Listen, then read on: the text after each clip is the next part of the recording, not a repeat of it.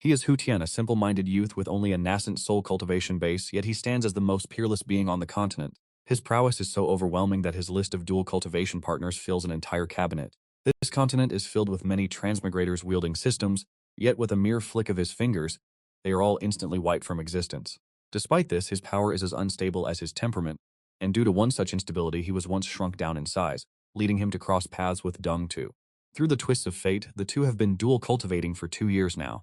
Such vigor, such vitality, how could any mortal frame endure such intensity?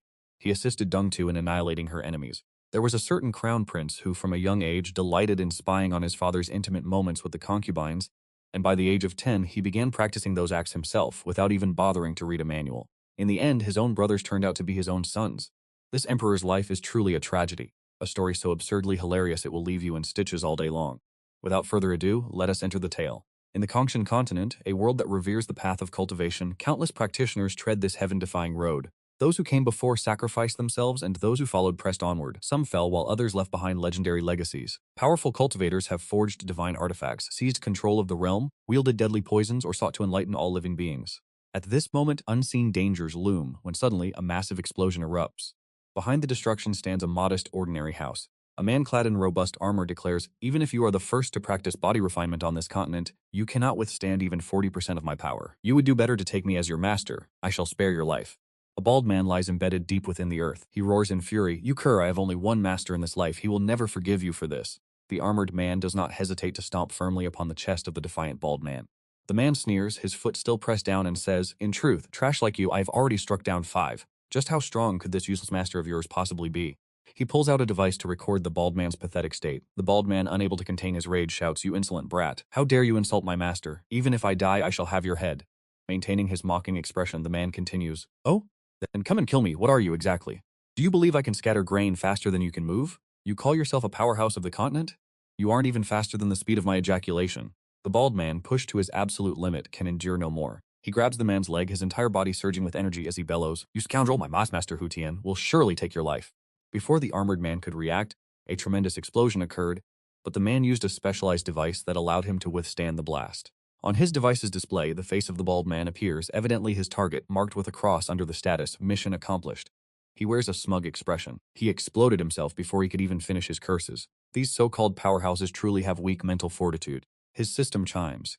Beep. Notification. Because you have eliminated the 6 top experts of the continent, the final mission is now activated. You have gained the qualifications to return for the S-rank mission. He stiffens in apprehension. Class, he tapped the screen and the mission details appeared. Final system mission. Eliminate the peak stage void spirit master Hu Tian within the Yingtian cave. Hu Tian's progress, 0% eliminated. Mission reward, the ability to return to Earth with all powers granted by this system.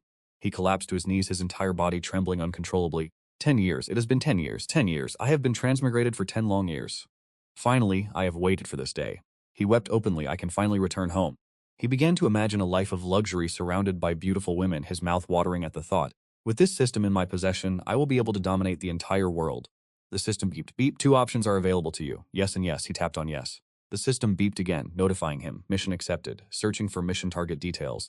The system projected the image of a young man onto the screen to provide the mission details. He clicked on it and read the information. Void Spirit Peak, Yingtian Cave, Master of the Yingtian Peak, Hu Tian. Upon arriving at the location, he found the man Hu Tian still alive. Hu Tian was seated upon a grand throne adorned with a dragon emblem, his expression unreadable. A female disciple was rummaging through some items nearby, asking with a puzzled expression, "Master, is it here? I cannot find it." Hu Tian replied coldly, "Look deeper inside." The female disciple appeared to have touched the book they were looking for and exclaimed with joy, "That is right, it is here." She turned her head toward Hu Tian. "Master, the millennium period you spoke of has arrived. Please, perform the dual cultivation with me. I no longer care for the secret manual." Hu Tian remained cold and indifferent. "Open it and read it first." She looked at him, said nothing, and continued to retrieve the book. The book was titled Record of Prospective Tao Companions. Surprised, she opened it and began to read. Inside, there was an illustration of a woman of noble appearance with the caption, "The first princess of the Great Feng Kingdom, Yuan beautiful in appearance, skilled in dance, cultivation at the void harmonization stage." The girl broke into a cold sweat, but she continued to read.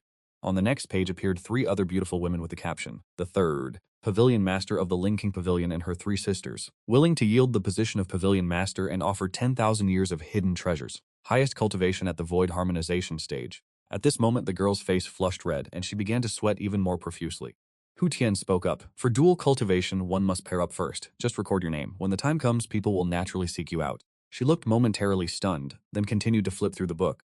She pointed to a section and said, "This is fine, I am only in 7th place." That was the 7th nine-tailed demon queen, Susu. She smoothed her hair and sighed in relief. She then held the book up with both hands, saying with reverence, "Master, your disciple is ranked 7th, I shall await your summons." Hu Tian propped his chin on his hand, emotionless, and gestured, "No, you are only ranked 7th in the 3rd volume. There are still 4,056 people ahead of you." Her eyes widened in shock. Hu Tian sighed and waved his hand to dismiss her. She collapsed to the floor, feigning injury. "Master, please do not cast this disciple out. I have nowhere left to go. Days ago, my martial hall was struck by heavenly Gangchi and was utterly destroyed. That Gangchi was formidable, yet it did not disturb my true essence in the slightest. It felt as though it were a divine punishment from the heavens, rather than the work of a cultivator. Fortunately, because you had taught me the concealment technique, I managed to escape with my life." She pulled back her robes, motioning for her master to look. Upon her chest sat an object that bore a striking resemblance to a mobile phone. Hu Tian's eyes widened in surprise. She continued, "I discovered this item after the Gangchi dispersed. I originally believed it to be a relic fallen from the heavens." Hu Tian reached out to take the object she spoke of, pondering. "This is," she lowered her head and replied, "Disciple only knows that this object possesses the divine ability to capture portraits, and it requires no true essence to operate." Hu Tian examined the device. "Such a thing exists? How interesting." He commanded her, "What are you still standing there for? Quickly demonstrate its capabilities." She nodded. "As you wish, master." She smiled slightly. "That is right, please come a little closer and place your hand here." She pulled Hu Tian's hand and rested it upon her waist. "There," she continued. "Master, do not move, I must activate the divine ability." She sat upon Hu Tian's lap, striking a pose before the phone. Then she turned it toward him and explained, "Master, look, this object can perfectly replicate one's likeness." He looked at it and smiled. It is indeed remarkable." She pointed further. "Master, this image can even be scrolled through." With those words, she swiped to the next image. Hu Tian's nose erupted in a spray of blood as he caught sight of the subsequent photos. She let out a coy, calculated laugh, then turned back to feign a bashful expression. "Aya, master, you are so wicked. Why would you look at those? If master cannot restrain himself, do not force your heart to suffer. Will you allow me to join your team?" Hu Tian let out a heavy sigh. The two of them stared into the distance. "It is not that your master is forcing himself. The truth is, I suffer from an affliction." The girl's eyes widened in astonishment. "Master, you are surely mocking me, are you not?" Hu Tian crossed his arms and squeezed his eyes shut. "How could your master possibly deceive you?" He then cracked open one eye to gauge her reaction. She rested her chin in her hands, looking somewhat bewildered. Hu Tian grew slightly flustered. "Wait, what is that expression for? I said I have an affliction. Not that I am incapable," she hurriedly began to explain. With a hint of awkwardness, yes, master is certainly capable. I believe in you." Hu Tian placed a hand on her shoulder with firm resolve. "I do not believe you." Then, with a flick of his finger, the young woman was sent flying into the distance, and with a wave of his finger, he forced her to spin in circles. She was bewildered. "Master, what are you trying to do?" After a few more rotations, Hu Tian struck her firmly on the posterior. He spoke. "Doubt your master? You shall be punished by facing the wall until you reflect on your actions." The impact launched her high into the sky, so far that she appeared as nothing more than a faint star. Her screams still echoed through the air. Even then she still managed to speak. "Master, 1367s are waiting for you. Your disciple does not deceive you." Hu Tian sighed. "Thousands of years ago I comprehended the origin of heaven and earth. Even without active cultivation, my cultivation base continues to rise on its own." He shouted, manifesting a magical orb in his hand. "I do not wish to be burdened by such troubles. Once my cultivation impacts the bottleneck of a realm, my body loses control and forces the power back upon me. I have no choice but to seal my pores and acupuncture points, refusing all dual cultivation partners just to cut off the flow of spiritual energy into my body." Hu Tian stood with his hands behind his back, gazing into the distance at the horizon. Meanwhile, the young woman was still soaring through the sky, visibly trembling. Shuling Peak lies to the west of the Thunder Sea, surrounded year-round by relentless lightning. If one is not careful, they will be struck by the heavenly lightning and reduced to nothingness. To ascend the mountain as a guest, one must possess heaven-defying cultivation. Legend says that the 10 venerables who cast spells upon this mountain are the only ones capable of standing at the pinnacle of the continent. Thus, countless experts fight beneath Shuling Peak, hoping to brave the Thunder Sea in search of the opportunity to undergo the dragon transformation and ascend. There a young man and an old man were climbing the mountain. The young man spoke. "Elder Huang, was the stance of the 9-tailed demon venerable just now slightly improper?"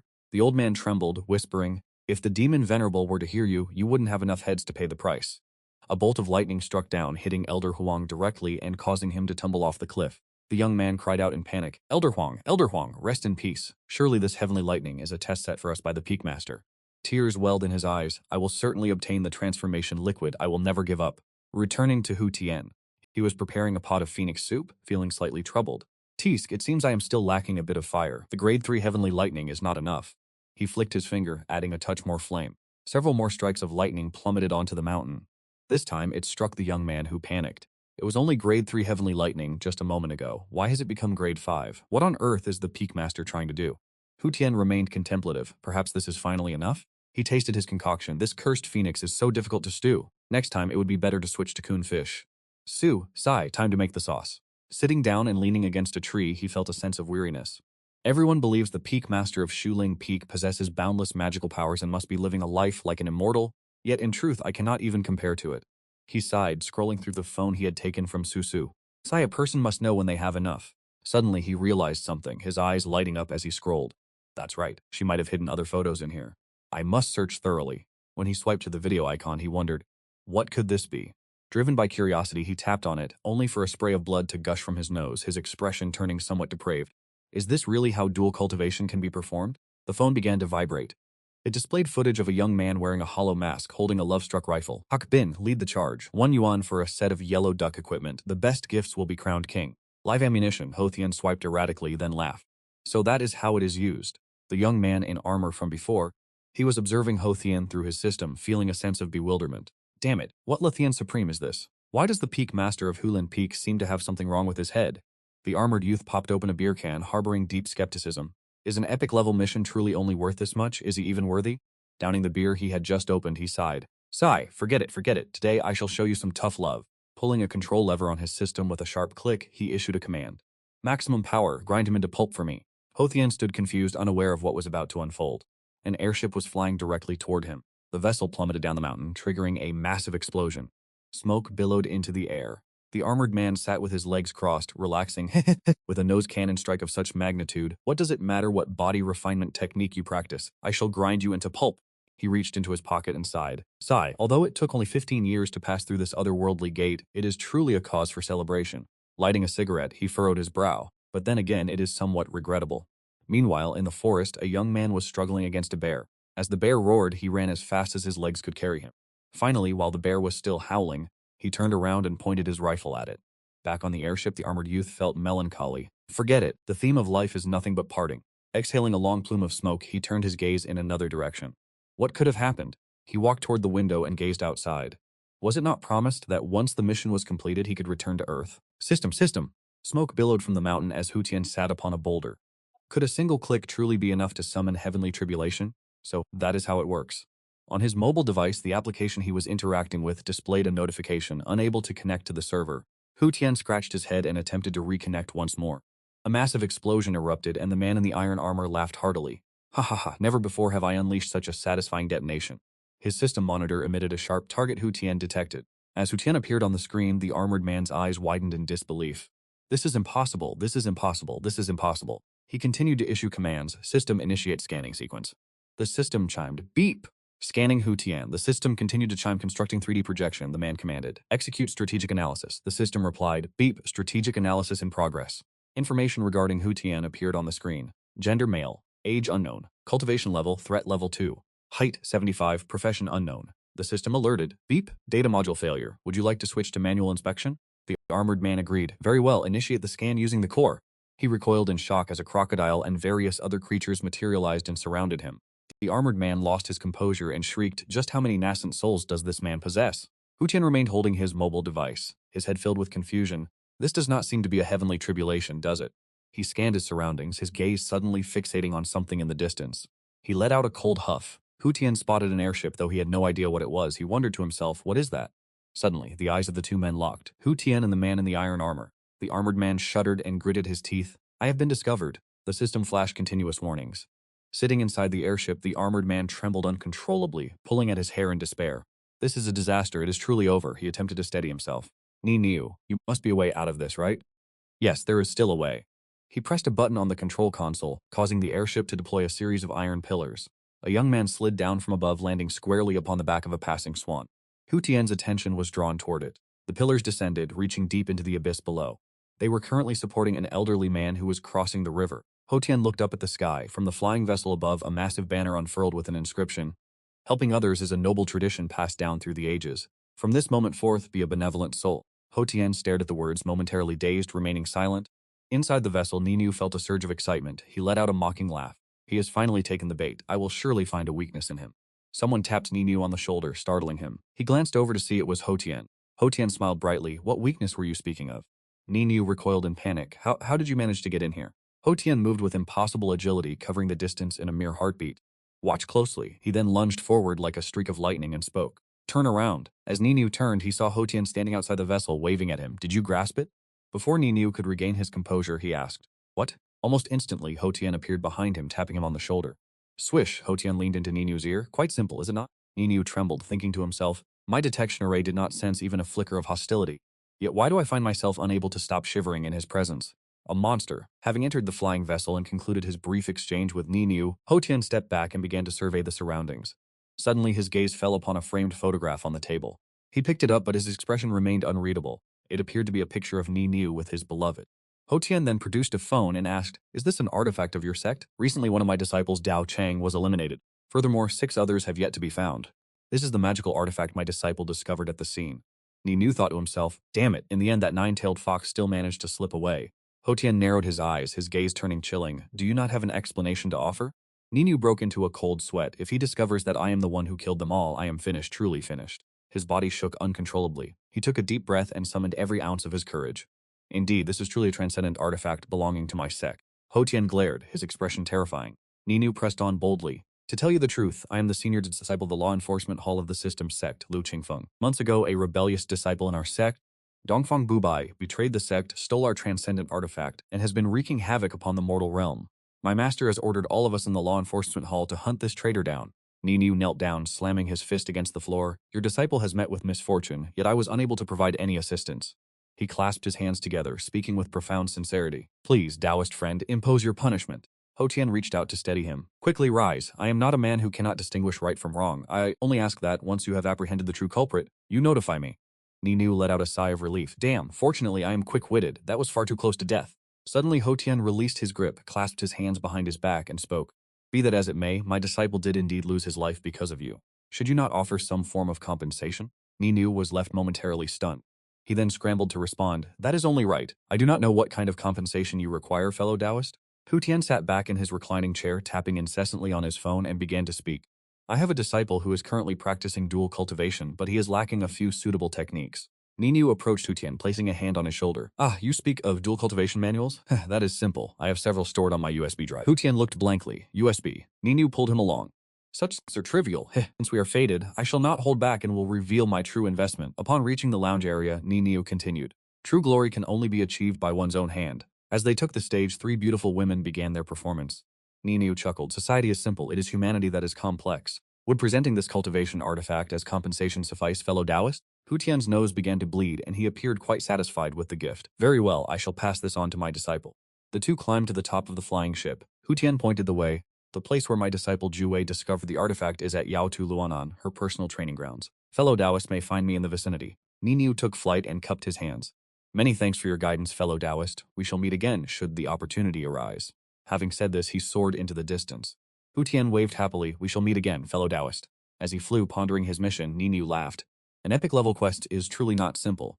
And I am clever. He issued a command to the system. Open the point exchange store. The system interface appeared. Current balance. Ultimate Sword Strike, 200,000 points. Anti-gravity particle cannon, 500,000 points. World-ending nuclear warhead, 50,000 points. Black hole, costs 20 years of life. A sinister look crossed Ninu's face. Having lived in this other world for so long, I must rely on ruthlessness. Sacrificing 20 years of my life to change the fate of Earth is a fair trade. The system displayed a notification. Confirm the sacrifice of 20 years of life, yes or no? Without a moment's hesitation, Ninu pressed yes. Confirmation successful. The system immediately began to drain his vitality. In an instant, Ninu had aged by 20 years. He grinned, his mouth bloody and his teeth sparse. Bring it on, the system prompted. Please select the coordinates for the black hole. Ninu tapped a location on the screen. Target locked, the system announced. Black hole positioned at the original coordinates, locked onto star system 778.16.53 m. Please evacuate to a safe zone immediately. The launch sequence will commence in 30 seconds. The system interface began a 30-second countdown. Ninu resolved. I refuse to believe that even this cannot claim your wretched life. The timer continued to tick down. 15, 14. The propulsion system began to engage. Ninu soared into the sky, laughing wildly. Ha ha ha, who would have thought that I would be the one to resolve this outcome? I truly am a genius. A flick of someone's finger sent Ninu, who was still flying through the air, crashing into the interior of the airplane, slamming his face directly into the door. He clutched his head in bewilderment. Ninu looked around. Why have I returned here again? It was Hu Tian who spoke up. The distance traveled is not very far. I saw that you had not gone far, so I wanted to pull you back to ask a question. Tell me, why has the next person already been changed? He held a phone in his hand. I have grown tired of watching this. Ninu trembled uncontrollably. What? The system emitted a beeping sound counting down. 9 seconds remaining. He flew into a rage. Damn it, Hu Tian wondered. What is it? The two of them then noticed. Why have you suddenly aged? Ninu slumped down, clutching his head. Damn, are you ill or something? The system continued its countdown. 2 seconds, 1 second. The system issued a notification. The aged effect begins. An explosion occurred, triggering a black substance that slowly seeped into Hu Tian's abdomen. Hu Tian looked around, confused and unable to comprehend what was happening. His abdomen surged and swelled. Hu Tian asked, What did you say? Could it be that I misheard? He tried to shout, Fellow Taoist, fellow Taoist. His left arm began to wither and shrink. Hu Tian panicked. This is disastrous. Hu Tian sat down. He began to chant an incantation. Sun and stars shine for me. Golden covenants bind the heavens and earth. Dissolve, dissolve. He wondered, I do not know what that fellow Taoist did just now, but he has forcibly compressed all that spiritual energy into my body. Damn it, the spiritual power is too vast. Hu Tian panicked. I can no longer suppress it. Ultimately, he was reduced entirely into the form of a young child. Omaham Thiantan, a bird flying past, shrieked. Ah, a brilliant bolt of pink lightning struck down. This took place in the mortal realm within the Beishui Kingdom at Jade Mountain. Nearby, a tiger drinking by the lake was startled by the flash of lightning. The lightning struck, triggering a massive explosion. At the center lay the infant Hu Tian. The tiger roared and lunged toward where the infant Hu Tian was lying. The infant touched the tiger's nose, and with a sudden transformation, its face erupted in a blast of smoke. The infant Hu Tian mused. As expected, there is no way to dissipate power into a mundane physical form. The tiger pounced, but unfortunately it was struck directly in the eye by an arrow. The projectile had been fired from a bow held by a young woman. The tiger was soon hung up and prepared as roasted meat. As the woman crushed some herbs, a thought struck her. Why would a child fall from the sky onto the boundary mountain? She offered a gentle smile. Regardless, the timing is perfect. In the mortal realm, within the Northern Water Kingdom, lies the Great Wilderness City. Located in the western reaches of the Northern Water Kingdom, the Great Wilderness City serves as the largest trading hub. Medicinal pills, armaments, materials, slaves, and real estate, anything can be acquired here, provided one has the wealth. Yet, the heaven-piercing pavilions within the city are accessible only to the ultra-wealthy. The woman who rescued Hu Tian now walks through the streets of the Great Wilderness City. To conceal the infant, she has disguised herself as a pregnant woman. She patted her stomach and whispered, Stop moving about, be a good child. Hidden within her belly, Hu Tian was incensed. Damn it, foolish woman, how dare you strike me? You are courting death. This ignorant female actually dares to treat this sovereign in such a manner. If it were not for the fact that any disruption to my cultivation could trigger an irreversible regressive transformation, this sovereign would surely force you to face the wall in penance. The infant Hu Tian thrashed violently, causing the young woman to cry out. Her sudden scream drew the attention of several passers-by. Flushing with embarrassment, she felt a flicker of irritation deep within. You dare to bite me, you little scoundrel! Suddenly, a young man hurried over and tapped her shoulder. My lady, there is no need for such distress. I am well versed in the healing arts and may be able to assist you. Her stomach shifted once more and the infant within let out a muffled sound. The young man could not help but notice, his expression shifting to one of perversion. The fetal movement you are experiencing is somewhat... Without warning, the woman raised her hand and delivered a sharp slap to her own abdomen. Inside, Hu Tian gasped, Ugh! The young man stood frozen, speechless. She turned to him. What was it you were saying just now? The young man swallowed hard, nervously presenting an object. How about you take a look at this instead?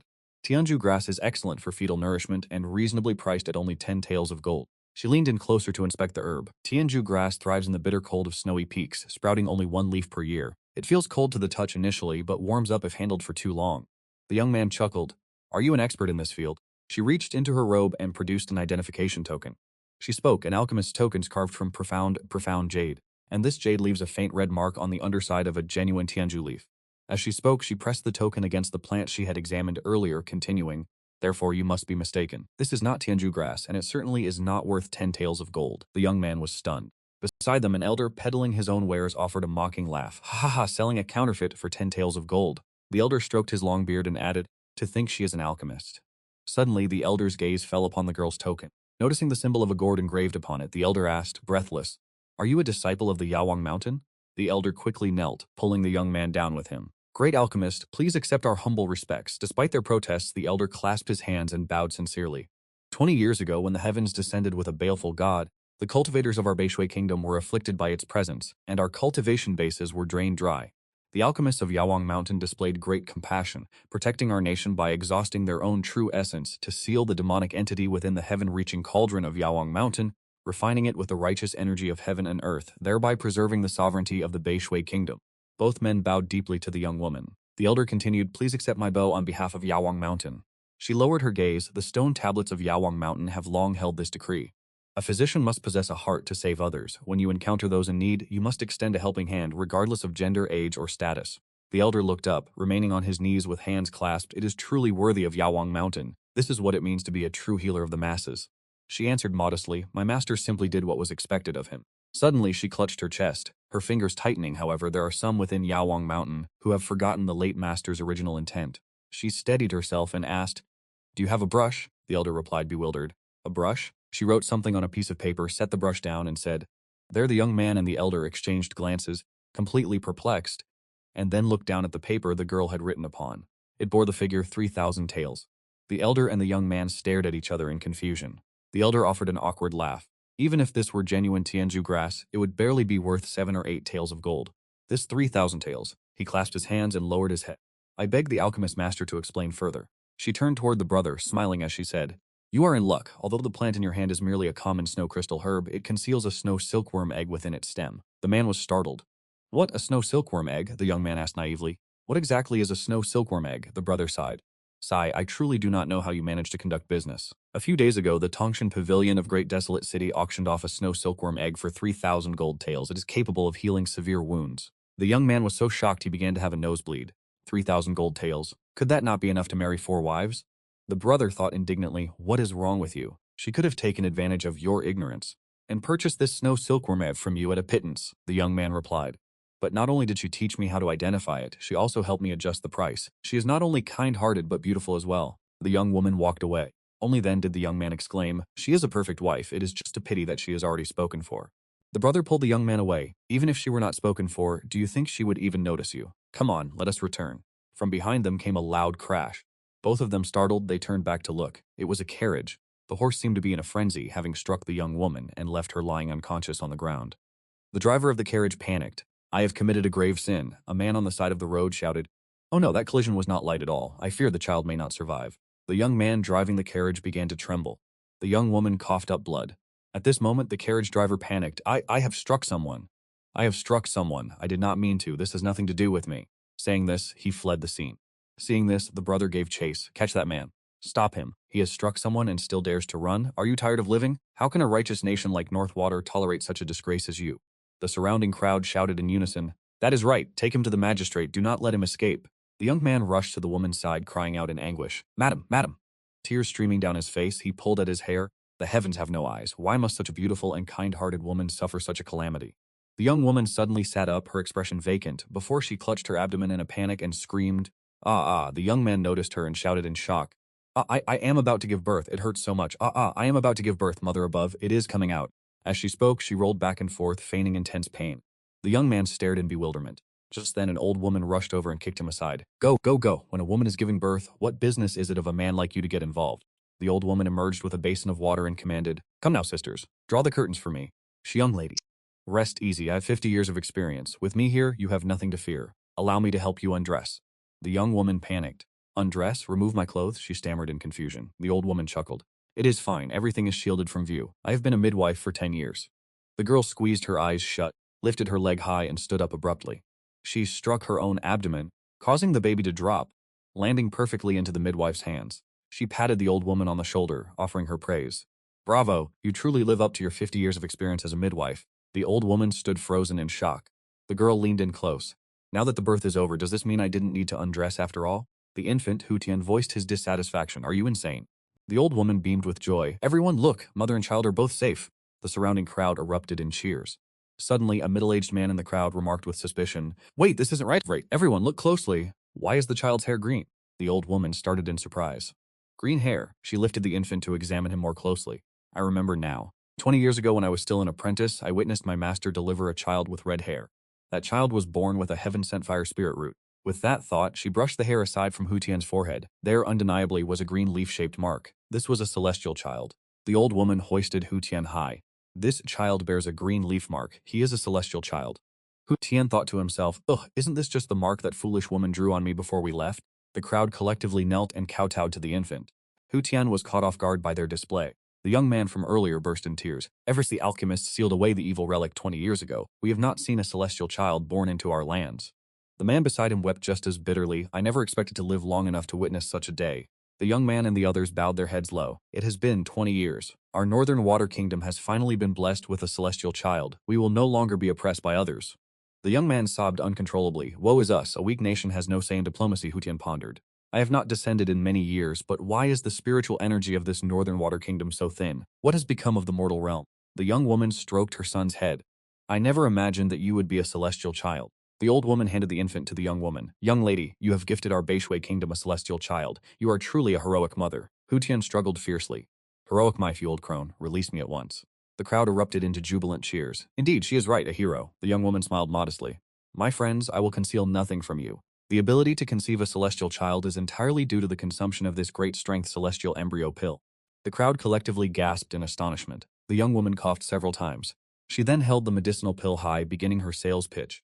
With Xuanzhou foxbone, long sin grass, celestial river dew, skinktail essence, great gall, and 72 rare herbs, refined through 8 burnings, 8 purifications, 8 combinations, and 8 condensations, a 1,000-year inheritance from the Medicine King Mountain. It takes 49 days to yield just a single pill. The young man turned to his companion and asked, do these words not sound somewhat familiar? The young woman continued.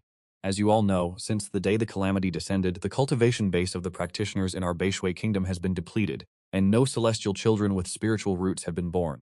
Everywhere in the mortal realm they bully our Beishui kingdom for lacking immortals. We are not only forced to pay annual tributes, but we must also endure their disdain and suffer their humiliation. Suddenly, the young woman declared loudly, but today, that changes. The surrounding crowd was taken aback. She continued. This pill was purchased by my father at a great price. Its primary function is to drastically increase the probability of conceiving a celestial child. As you have all witnessed, I have already birthed a celestial child, so I have no further need for the medicine. I shall now sell this pill at a fair price. What do you say? The young man who had previously crashed his carriage into her suddenly spoke up. I agree, but the surrounding crowd immediately glared at him with irritation. He quickly shifted his stance. Wait, release me, I have something to say. The man released his grip. The carriage driver sat up, dusting off his robes, and boldly pointed at the young woman. How can you prove that the child you birthed is truly this patterned celestial child? What if you simply painted those marks on him yourself? The young woman looked indignant. Sir, I have not pursued the matter of you driving recklessly and injuring me. Yet why do you seek to slander my reputation so? Several women on the sidelines began to gossip. True, if an ordinary person were struck by a carriage, they would likely be dead on the street, let alone someone about to give birth. Another replied, indeed, it must have been the protection of the celestial child. The young woman feigned exhaustion but remained silent. The man asked, even if it is a real celestial child, how can you prove that he was born because of this pill? The young man glanced at his companion. Brother, why did you go and ruin it? The young woman replied cheerfully. This friend's opening remarks show he is clearly a man of the trade. She leaned over to a pork stall. Might I borrow your blade for a moment? She took baby Hu Tian and hoisted the knife high. Everyone witnessed this. Hu Tian was struck with panic. Woman, stay your hand. She swung the blade down upon baby Hu Tian, and the crowd screamed in alarm. Once the strike landed, the knife blade had a large notch chipped out of it. She exclaimed happily. Behold, after consuming the great strength celestial embryo pill, the belly of this poor little one has become as hard as iron and steel. He can crush large stones with his chest, deflect blades aimed at his throat, and can even be placed in a cooking pot without sustaining the slightest injury. She held the pill up again to capture everyone's attention. Therefore, this pill is 2,000 taels per piece. Tell me, is it worth it? The crowd erupted into a frenzy, clutching their gold and silver coins as they clamored. It is worth any price. I want to buy it. Move, move. Do not fight me for this pill. The young man stood by, completely stunned. The man stepped forward and patted him on the shoulder. Well, in the end, he is still an expert, isn't he? You should learn a thing or two. The young woman tossed the baby Hu Tian aside. Midwife, please help me for a moment. The baby Hu Tian was indignant. You vile woman, just you wait until I restore my true power. She stepped onto a nearby jar and shouted to the crowd. Come, come everyone. There is no need to fight over the medicine. There is plenty for all. The midwife looked slightly annoyed. How can you be a mother and not pay any attention to the child? She stepped forward and tapped the girl on the shoulder. Young lady. The girl turned back, brimming with excitement. Auntie, are you also looking to purchase a pill? The midwife replied with a smile. Young lady, the child has not had a drop of milk since he was born. Do you not think you should feed him before continuing? She stood there, momentarily stunned. Feed him? The crowd joined in. Indeed, he is a celestial child. Surely a mother should not let her son go hungry. A few lecherous men in the crowd grew restless, their expressions shifting. That is right, feed him. The midwife marched over and struck one of the men in the face, furious. You wretched men, get out of here at once. A woman feeding her child is not a spectacle for you to gawk at. They began to hang curtains to provide her privacy, and the girl looked bashful. Is it truly necessary for me to nurse him? Suddenly, the baby Hu Tian began to wail uncontrollably, leaving the girl completely bewildered. The midwife gently coaxed the baby. Hu Tian, hush now, do not cry. She looked toward the girl. Oh, young lady, you must nurse him. Can you not see how pitifully the child is weeping? The baby Hu Tian rejoiced internally. Truly, she lives up to her reputation as the legendary midwife. The girl had no choice but to undo her robes, and the baby Hu Tian opened his mouth wide. As evening descended, the young man driving the carriage transported the mother and child back home, chatting merrily. Miss, my performance was not bad, was it? We earned a great deal of wealth today, the girl gestured. Hush, he has just fallen asleep. Suddenly a mysterious figure, draped in a large, heavy cloak, concealing his entire form, stood upon the mountain peak looking down. The carriage driver continued to prattle on. Oh, miss, just let me have a look, the girl retorted. If you do not have one, why not look at your own? As it turns out, the carriage driver was actually a woman. Upon arriving at their destination, the driver continued to plead. Oh, come now, I am not the one who was bitten. I only wanted to catch a glimpse. Unable to bear it any longer, she unfastened her own robe. Look. There is no reasoning with you. Are you satisfied now that you have seen it? She spoke again. Look at that, it even left teeth marks. Glancing toward the young woman driving the carriage, she saw the child Hu Tian eating contentedly, munch, munch, munch, and she flared up in anger. Very well, you bit my young mistress so ruthlessly, yet you still have the audacity to sit there and eat? Let's see if I don't beat you to death, the young woman pulled him back. That is enough. Why lower yourself to squabble with a child? The carriage driver grumbled in frustration. Young mistress, look at yourself. We barely earned any money. After buying medicine to treat your wounds, didn't we spend the rest on food and toys for this child? She gestured toward a pile of items. Mistress, you only had this one decent garment left, and today it has been stained with blood once again. Can you not buy a new one for yourself? The young woman let down her hair and spoke softly. He contributed his fair share today. In the end, we really should thank him. If not for him, we certainly would not have been able to fetch such a high price. He pouted playfully. Isn't that just because our young mistress is brilliant? She pinched his cheek. Yes. And let us not forget the stellar performance put on by you, our carriage driver. The carriage driver's expression darkened. Young mistress, tell me, if the old alchemist discovers that you sold him fake medicine, will he not be furious? She removed her outer coat. I have recorded the names of everyone who purchased the medicine. Once I have treated this toxin, I will return to the Medicine King Mountain and find a way to compensate them. Beneath the coat, her skin was covered in strange, jagged wounds. The carriage driver stood dazed, her eyes brimming with unshed tears. You are right. Just as the old alchemist's famous quote goes, the young woman turned around and asked, What famous quote? Why have I never heard of it? He replied, What is destined to die cannot escape death no matter how one hides. The young woman laughed, then immediately shifted to a stern tone. What kind of quote is that? Quickly, pass me the medicine, he sighed dejectedly. As you command, the room door closed. The young woman began to unfasten her outer robe. The child Hu Tian watched on with a dazed expression. The young woman opened a nearby box, took out a garment that appeared far more exquisite than any of her other clothes, and draped it over the child Hu Tian. She nibbled on her snack and offered a rare compliment. Not bad. This is the first time this sovereign has felt that, aside from being used as a diaper, that sparkling garment could actually have such an excellent use. The young woman then spoke up. Ever since Dower stepped out, you have been stealing glances at me. Now I have my suspicions. The child Hu Tian startled. Young woman asserted firmly, Are you truly just a child? Hu Tian panicked, dropping his candied skewer to the ground and began to wail loudly. Seeing this, the young woman immediately picked him up to comfort him. There, do not cry. I have wronged you. Do not cry. You possess not a shred of lechery. Is that enough? The infant Hu Tian continued to wail incessantly, and she patted his back to soothe him. Be a good boy, don't cry. Behind that feigned weeping, however, lay a triumphant smile from Hu Tian. How fortunate that this deity is clever. Otherwise, I nearly exposed my true self. As Dower opened the door, she suddenly caught a glimpse of Hu Tian's sinister smile, and she immediately became suspicious. Young mistress, why is he smirking like that? The young mistress was bewildered. He is clearly crying. Little Dao, you are truly lost. Dao sighed. Very well, young mistress, you should hand him to me. Do not let him bite you again later. The young mistress smiled gently. Very well, Dao took, but the infant refused to cooperate, clinging tightly to his beloved mother. As Dower pulled harder, the infant Hu Tian began to sob hysterically. After a brief tug of war, the infant Hu Tian could no longer hold on, and was forced to release the young mistress's robes, causing her, caught off guard, to tumble straight into the basin of water behind her. Dower and the infant Hu Tian stared in shock. The young mistress shrieked. Dower hesitated. Forgive me, young mistress. The young mistress replied indignantly. Come here. She stood up and turned around. See for yourself. Several cactus needles have pierced my backside. The infant Hu Tian felt a flicker of excitement. Fine cacti indeed. The young mistress flicked Dower on the forehead and irritably commanded. Turn around and recite the medicinal properties of the mountain man sphere 100 times. Who told you to place the medicine without trimming the thorns first? Dower clutched her forehead in feigned pain. Understood. She then turned around, set the infant Hu Tian to one side, and sat down. The mountain man sphere. It is mild in nature, its flavor resembles almond, and its outer shell is like metal. It sinks when it encounters water. The young mistress reached for the cactus needles embedded in her backside and pulled them out, wincing in pain. Once removed, she tossed them into the water. As night descended, the infant Hu Tian observed his mother with concern.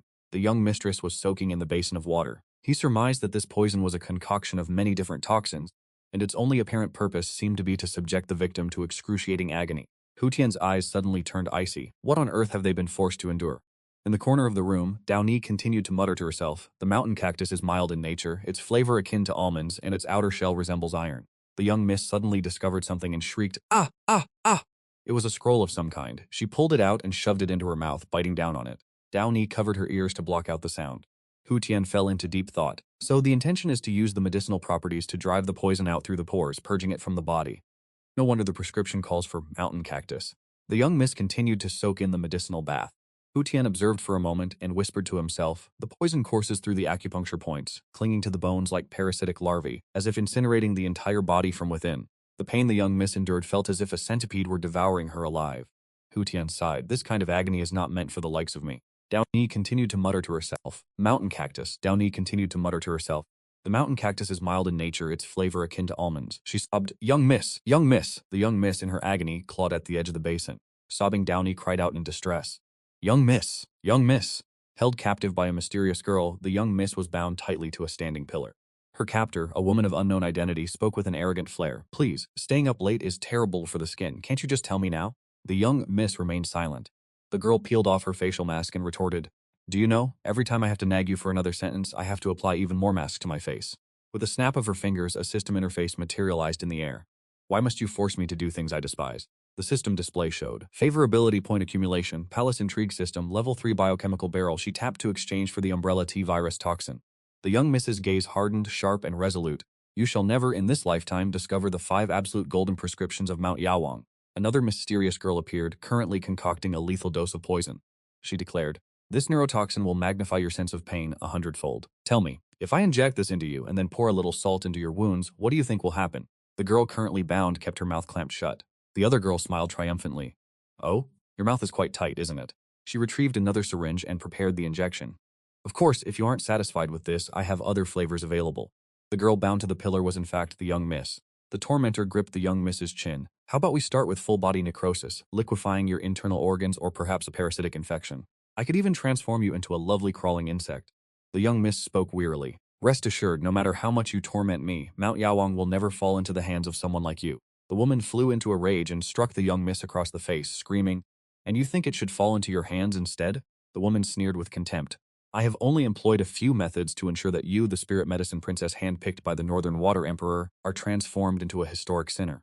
The young lady remained silent, as did the woman, leaving both trapped in a sudden, heavy stillness. The woman reached out a hand, intending to touch the young lady, but hesitated, withdrew, and turned to walk away. She spoke again. "Even if you were to sacrifice your life for the Medicine King Mountain, is there anyone who would dare step forward to speak on your behalf?" The two looked at each other in silence. The young lady spoke in a weary voice, "You do not understand."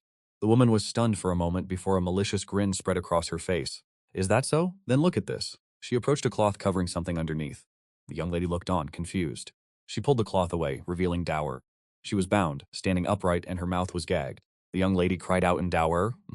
The woman held the flame of a small gas torch to the chains binding Dower, then wore that same vile expression. "Do you think I can reduce her head to ashes once this gas canister is empty?" The young lady screamed, "You wretch!" The woman ripped the tape from Dower's mouth. "Now, listen to her miserable wails." Dower cried out, "Young lady, quickly, young lady." As dawn broke, Dower continued to tend to her young lady's condition inside the house, sighing with deep sorrow. How strange, the young lady should have regained consciousness by now. The young lady remained unconscious. Hu Tian thought to himself. The potency of the medicine this time was too great. It far exceeded her limit of endurance. He picked up his toy drum, played with it, set it down, and sighed before turning away. "Since there is a bond of fate between us, I shall bestow a stroke of fortune upon you." He leaped onto the young lady, placed his lips over her wound, and began to extract the poison. Dower sighed as she washed a cloth. Hu Tian continued to draw out the poison with great intensity. Dower noticed him and exclaimed, "Hey, what are you doing? Get down at once. The young lady is already in such distress, and yet you dare climb onto her." She grabbed Hu Tian to pull him away. "Get down this instant." The infant Hu Tian remained stubbornly latched onto the young lady's body. Regardless of how hard Dower tried to pull him away, she cried out in panic. "Very well, you lecherous little creature, get off now." Suddenly she realized. "Wait, is he finished?" Hu Tian collapsed, rolling onto his side. The young lady awoke, drenched in sweat. Dower began to sob. "Oh, young lady," she hurriedly draped a robe over her. "Do not let yourself catch a chill." The young lady rubbed her eyes, murmuring, "My head aches so much. What has happened?" Dower brought a mirror and held it up for the young lady to see. "Look, young lady, the toxins have completely vanished. You have made a full recovery. This is truly miraculous." The young lady peered into the mirror. looking somewhat bewildered. This cannot be right. Even with such a massive dosage of medicine, it should have taken 3 to 5 years to completely eradicate the poison. She glanced at the child. Hu Tian, and panic flickered in her eyes. Why has he become like this? Dower covered her face, weeping. Young lady, he absorbed the toxins from your body. Appears he's on the verge of death. Should we dig a grave and bury him? His body is saturated with poison. If it spreads, those around us will surely suffer. The young lady cradled the child. Hu Tian. Ever since I brought him here, I have never given him a proper meal or allowed him to play. I only used him as a tool to earn money. Dower sniffled. Young lady, please grieve with restraint. Once a child passes, they cannot return to the living. The young lady forced a smile. Some dust must have blown into my eyes. She wiped away her tears and embraced the child. From this day forth, you shall be the son of Dung Tu. I shall name you Dung Nim No. Tears spilled from her eyes once more. Nim No, rest assured, I shall take you to the Medicine King Mountain. I will place your memorial tablet in the ancestral hall so that every generation of disciples will remember your sacrifice. And so, the child Hu Tian was given his new name, Nim No. Dower covered her face, sobbing uncontrollably. Young lady, I regret all the disparaging things I said about him in the past. The child Nimno's face remained pale, yet he still showed signs of responding to the young lady. Lady Dungtu's eyes suddenly widened. Dower stammered. Young lady gestured for Dower to lower her voice. She kissed the child gently on the forehead. My son, do you have any final wishes? The child Nimno stirred, pointing a small hand toward his mother's chest. The young lady was momentarily startled, then replied tenderly. Are you hungry? Very well, mother will nurse you. Lady Dungtu gently lifted the child Nimno. Come, mother will feed you. She placed the child on the bed and loosened her robes. Dower hurriedly intervened. Young lady, no, his mouth is full of poison. The child Nimno let out a soft burp. Both women immediately noticed that while Nimno's face had been ghastly pale from the toxins, after that single burp he returned to a healthy complexion as if nothing had ever happened. Dower exclaimed in shock. The young lady lifted the child, exclaiming with delight. Indeed, Nian No has descended from the mountain realm. It seems he has no fear of the poisons found in the mortal world, she said joyfully. Come now, Nian No, today mother shall feed you until you are full. Downey's face fell. Young miss, he's already. The young miss looked displeased. You speak of him again? Downey startled, quickly covering her mouth. Young master is old enough to eat candy. He has outgrown the age for milk. The young miss looked annoyed. Who decided that one cannot drink milk once they have grown older? Downey leaned in and whispered to the young miss. But young miss, do you even have milk? The young miss, upon beginning to understand the situation, looked crestfallen. Must one have milk to be able to feed him? She cradled the baby in her arms. The baby's expression at this moment held a trace of perversity. Downey felt a sense of unease. The young miss huffed. You have become quite talkative today. Night fell. Downey carried a basin of water outside, sighed, and stepped back in. Seeing the scene of mother and child embracing with such affection, she felt a pang of jealousy. I am the one closest to the young miss. Suddenly, she heard, Young miss here, Nian No is in pain, it hurts. Downey was startled, as it was indeed the young miss's voice.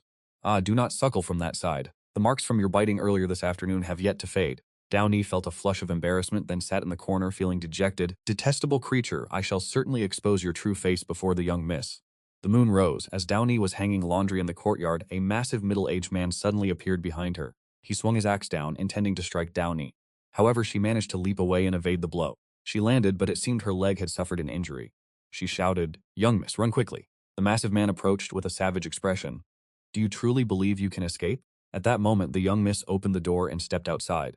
Downey cried out in panic. Young miss, stay strong, we shall not run. He laughed sinisterly. So you have finally acknowledged me? He continued, last time, the heaven-sent evil entity harmed the cultivation of us practitioners in the North Water Kingdom. Kaijie, since the heavens have placed this child in your hands, you must indeed have some connection to the immortal realm. The man flew into a rage. Lady Dunglan is right. You are a disaster sent from the heavens, a sinner of the Northern Water Kingdom. The young lady bowed her head in silence, then looked up. Then do you know why the Lady Dunglan you speak of ordered you to capture me alive? He remained silent. Lady Dungta continued. She merely desires the golden five-petal herb from the Medicine King Mountain. What disaster sent from the immortal realm? What seizing the spirit root? These are all nothing but lies. He laughed. That has nothing to do with me. I suggest you surrender and submit. He pointed his axe at her. Otherwise, don't blame me for hacking you into a stump. He laughed again, this time with a cunning glint in his eyes. She said to take you alive, but she didn't specify that you had to be in one piece. Lady Dungta lowered her head, fiddling with the flowers of the season. She has already paid your assassin guild quite a fortune, hasn't she? You are the 7th assassin to track me to my doorstep. Do you even know why the previous 6 failed? He cared not for her words, lunging forward with a roar. Too much talk. The young lady kept her head bowed, showing little reaction. The man screamed. But suddenly he collapsed face first before he could even reach her. Downey praised. Young lady, you truly are the genius of the Medicine King Mountain, the likes of which appear only once in a century.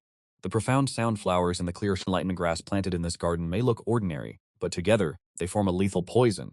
Downey pulled out an iron sphere. Unless one carries the antidote, they are destined to succumb to the toxin and die. The young lady spoke. Enough, we cannot remain here for even another second. We must depart at once. Downey replied swiftly. I will prepare the carriage immediately. Suddenly, something surged forward.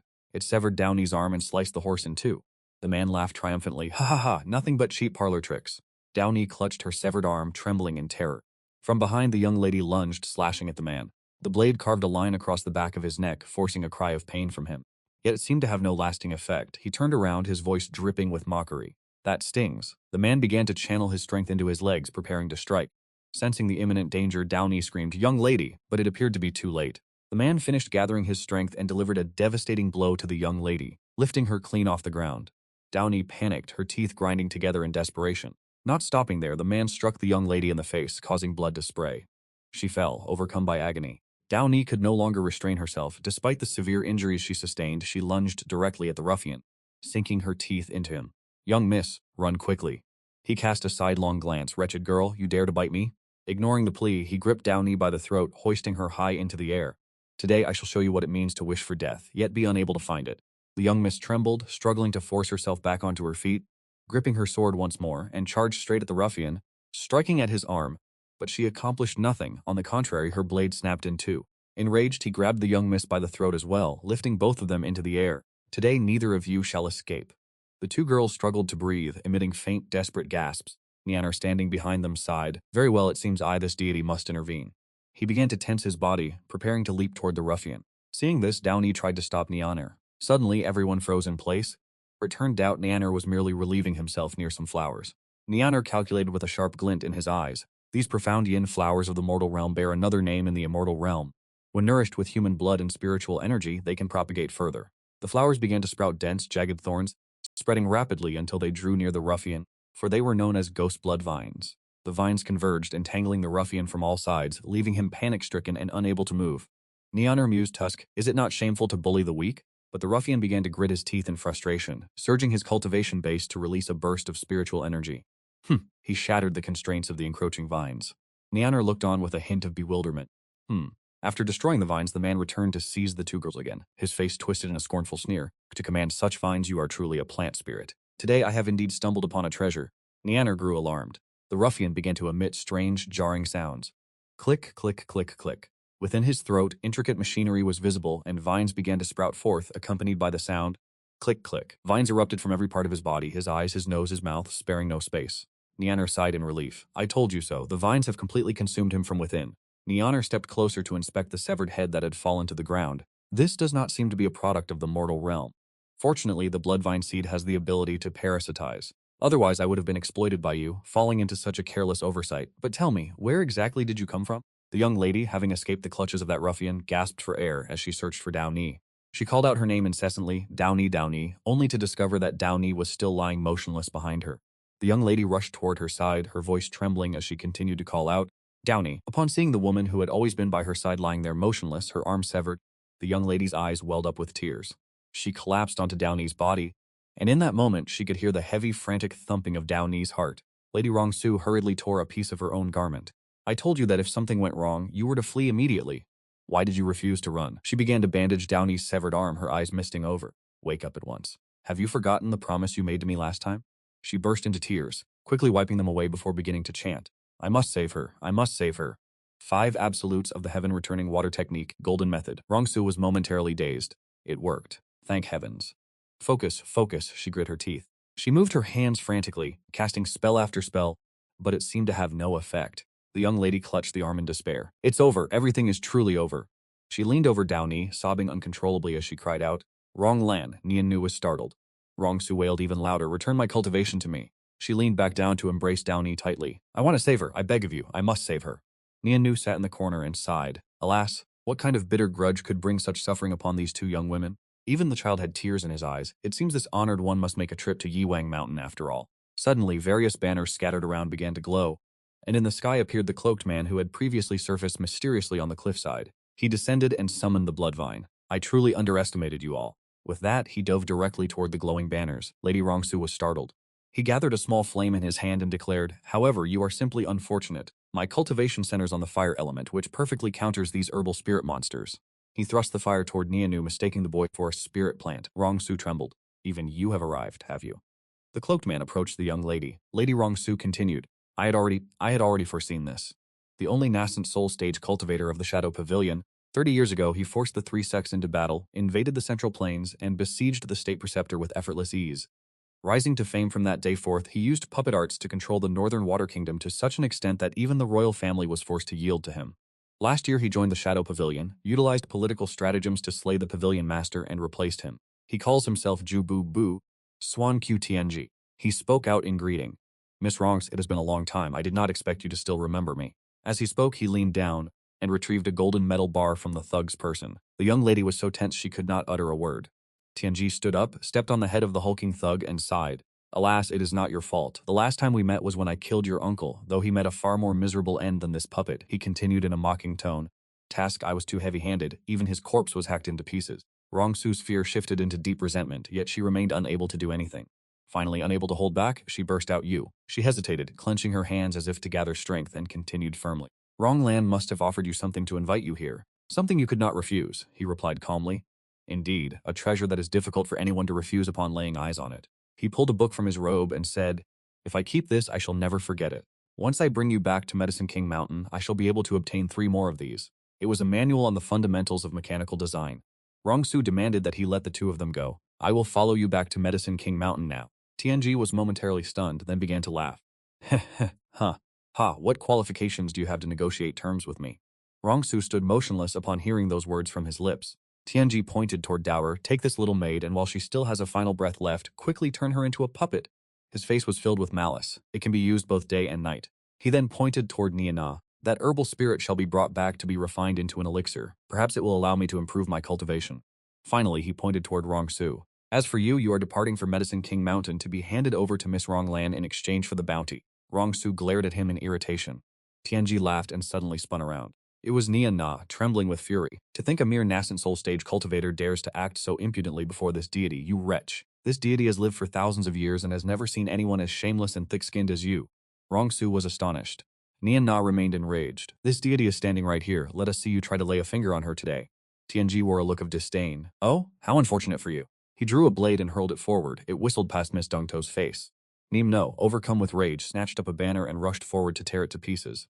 Hu Tian looked on, perplexed. What? He then furrowed his brows. To think he could shatter my Shiwo formation with his bare hands. Could he be a spirit beast with 1,000 years of cultivation? He offered a cunning smile. Everyone has their trump card, don't they? He rummaged through his robes, pulled out a mask, and donned it. Dongtu expressed her shock. That is the Yangui secret treasure of the Nanhuo Kingdom, Hu Tian continued. It is good that you recognize it. With this Yangui, what does a millennium of cultivation matter? Once worn, all fire attribute techniques are amplified twofold. I am the nightmare of your wood attribute kind. Dongtu panicked. This is bad, Neem, run quickly. Hu Tian laughed sinisterly. It is too late. Nimno looked bewildered, failing to grasp the situation. Hu Tian roared. Witness the power of my Shiwo Fentian great art. He swirled a mass of flames around his body before ascending into the air. Everyone watched as the fireball surged upward, only for it to plummet downward, creating a massive explosion. Following the blast, thick swirling smoke filled the air.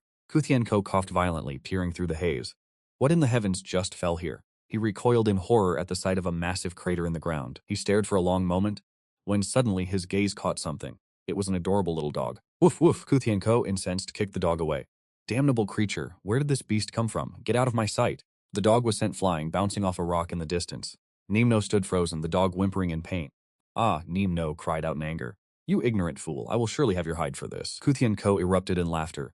It possesses not even a shred of spirit energy. Is this foolish dog your trump card? I thought you possessed some actual skill. He then began to weave his technique once more. Die, witness my Huofentian great art. He struck out with a powerful palm toward Nimno.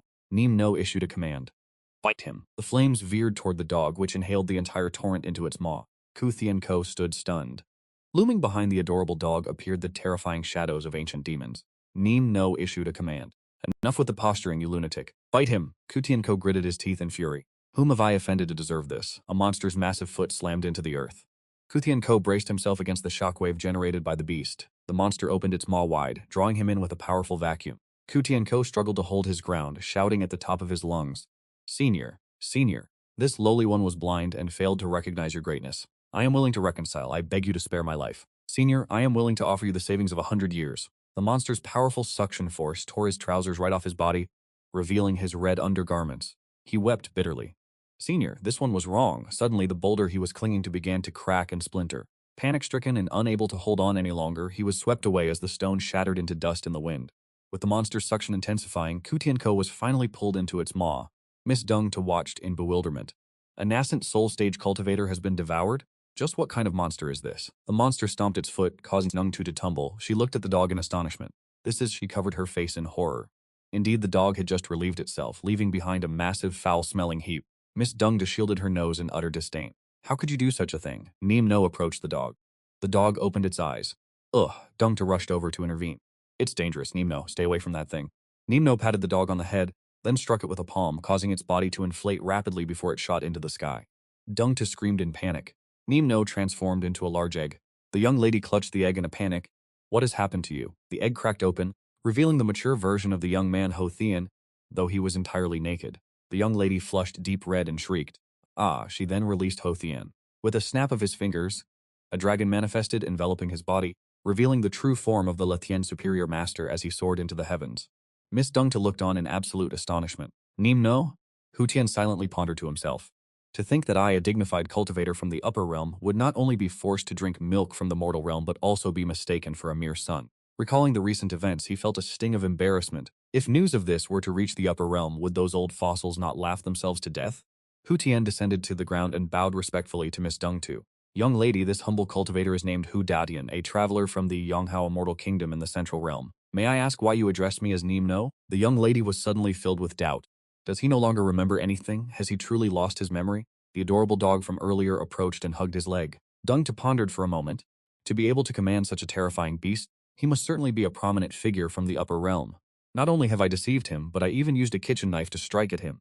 Her entire body trembled as she recalled the scene of nursing him. Hu Tian was left bewildered, unable to grasp the situation. Dung trembled as she spoke. Grandfather often said that the younger a cultivator appears while possessing heaven-defying strength, the more perverted they are in their hearts. This must be medically proven. Hu Tian was taken aback to see the young lady suddenly burst into tears. Dung sobbed, escaping the tiger's den only to fall into a wolf's lair. Grandfather, I am sorry I have tried my best. Hu Tian panicked. Why is she crying? She is actually crying. He reached out his hand, intending to comfort her. Young lady, he began but he suddenly faltered. Wait, what am I preparing to do? He felt goosebumps rise across his entire body. She must have realized I saw her body and intends to force me to take responsibility, to make me take her as my wife. How utterly treacherous. In the end, he sighed. Those immortal old men in the upper realm were once carefree, but ever since they took wives, they do not even have a single spirit stone left in their storage bags. He pinched the bridge of his nose, looking exhausted. This truly will not do. I should flee. No, that would be too cowardly. While lost in thought, an apple fell and struck Hu Tian on the head, startling him. Hu Tian turned around in annoyance to see the dog, but the dog let out a cat-like meow. This caught the attention of Miss Dung who stopped crying and looked up. She saw Hu Tian striking the dog's rear with great intensity. Miss Dung was bewildered. Hu Tian struck the dog repeatedly. Have you been doing bad things again? How have I taught you at home? Look at how you've frightened this young lady until she is in tears. The dog whimpered pitifully, yet Hu Tian continued to strike it. What is wrong with you? He gritted his teeth. You wicked creature, this young lady will not spare you today. I shall strip your flesh and skin and toss you into a boiling vat of oil. To intervene. Shangshan, please wait. Hu Tian cast a sidelong glance. The young lady revealed. It is your dog, Shangshan. No, this holy beast is my savior. How could you speak of not forgiving it? Hu Tian tossed the dog aside, nonchalantly produced a small cloth to wipe his hands, and asked her, then, why were you crying?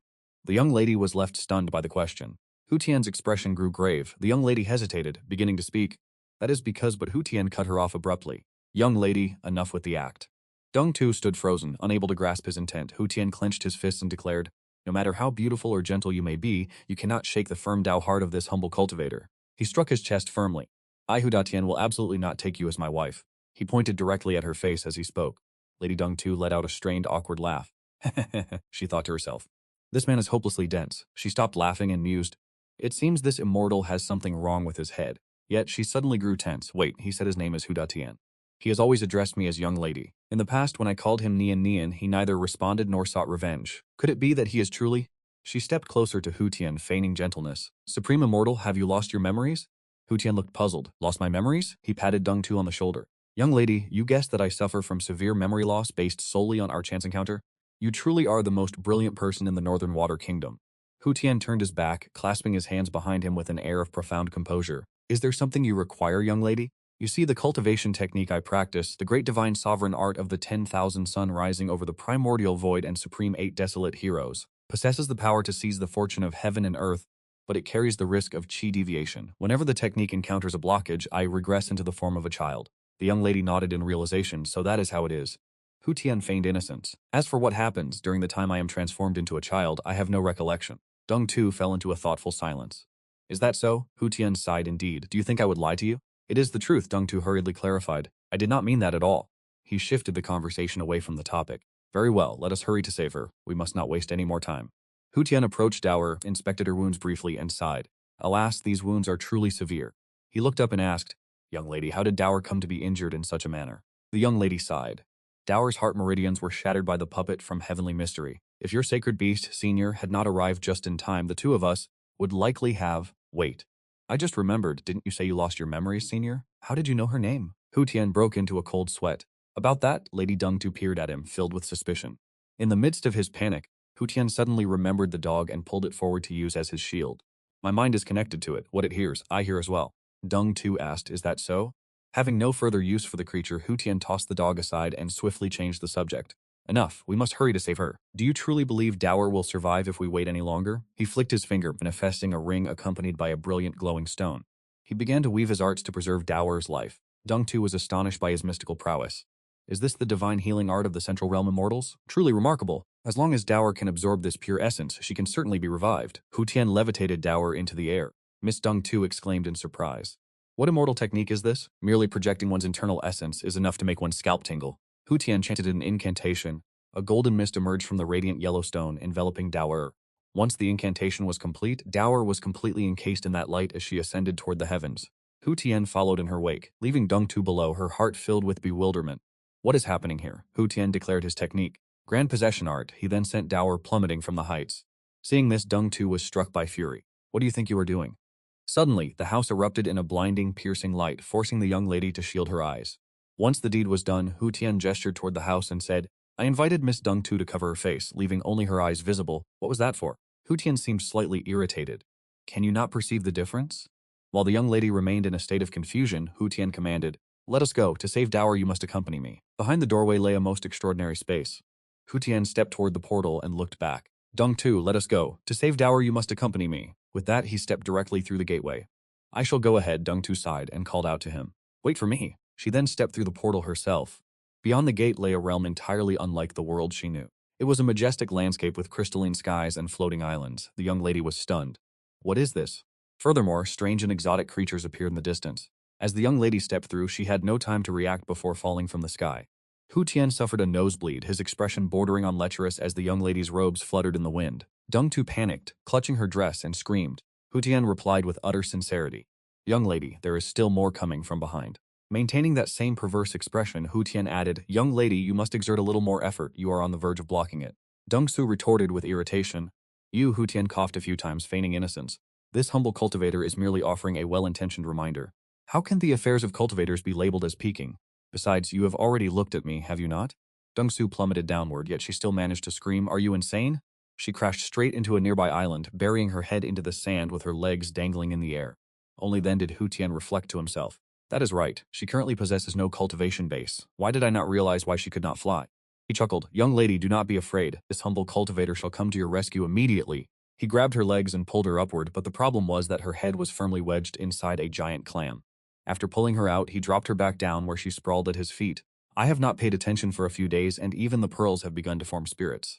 Hu Tian struggled to pry open the lid of the clam. Well, young lady, are you unharmed? He peered inside the clamshell and called out. Young lady? Deng Su was nestled inside, clutching the pearl, laughing foolishly in complete satisfaction. Hu Tian panicked. Blast it all, has she been rattled into a state of stupidity? Lady Deng Su replied petulantly. What are you staring at? I discovered this Southern Radiance pearl first. She averted her gaze. Were it not for this Southern Radiance pearl, I would absolutely never forgive you. Deng Su clutched the pearl tightly, stepped out of the clam that had trapped her head, and scanned the surroundings, seeing no one else in sight. Suddenly, she dropped the pearl with a heavy thud, knelt upon the sand which shimmered with 7 mysterious colors, and her hands transformed into wisps of clouds. There is no mistake, this is the shifting sands of the desert. Deng Su scooped up a handful of sand. This is a supreme material for the condensation of arrays. A single portion alone could be traded for an entire estate in Huang City. And there is an entire beach of it here. Hu Tian looked around bewildered. Where is this supreme material you speak of? He could not comprehend what she was describing. Dong-su exclaimed with excitement. Senior, we are going to be wealthy. She grabbed his hand.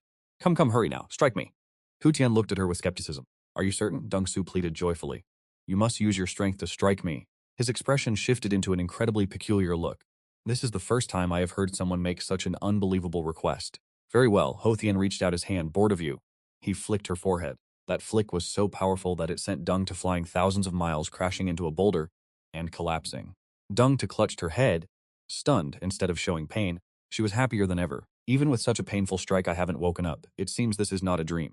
Hu Tian looked on perplexed and covered his face with his hand. It seems I used too little force. I have flicked her until she has lost her wits. His mood sank. How can this be considered a good thing? Suddenly he calmed down as Miss Dung to cried out. Ah, a blue light is surrounding me. All of my wounds have healed. Just by smelling a faint scent, my exhaustion has vanished and my spirit is restored. This is fundamentally not seawater. This is Earth-Sea spirit essence. She began to recount the legend. In a place deep within the Earth's core, there Rohan-Sea formed over thousands of years by the convergence of cold spring water and molten lava, creating the Earth-Sea spirit essence. A single drop of this holy artifact can mend severed limbs. Yet here, there is an entire sea of it. She turned to ask Hu Tian. Where on earth is this place? He scratched his head. How should I put it? This is my home. Dung-tu was stunned. Your home? Hu Tian approached her. Are you well now? I am still waiting to go and rescue Dao Ni. Dung-tu placed both hands into the water, lifting a small amount. Wouldn't it be better if Dao Ni could simply drink a drop of this Earth-Sea spirit essence? Hu Tian brushed it aside. Please, how could I use this to save someone? Enough, stand up quickly, stop causing a scene. She pulled her hand away, speaking in anger. I am not causing a scene. At that time, Dao Ni was heavily wounded while saving me from the hands of Dung Lan. This Earth-Sea spirit essence can heal her old wounds. She knelt down, begging him firmly. Senior, I beg you to grant me one drop of this Earth-Sea spirit essence. As long as it can heal Dao Ni, you can ask me to do anything. Hu Tian scratched his head. That is not what I meant. Hu Tian commanded his dog. Take this young lady to the side. Do not let her play with the water anymore. Obediently, the dog ran over, grabbed her clothes, and dragged her away. Even while being pulled, she continued to moan. Hu Tian caught an octopus and shoved it into Dung-tu's mouth. Come now, bite it. Following his instruction, she bit down. After biting it, she was slightly surprised. This taste, why is it so fresh? It seems that in an instant, all the fishy odor has completely vanished.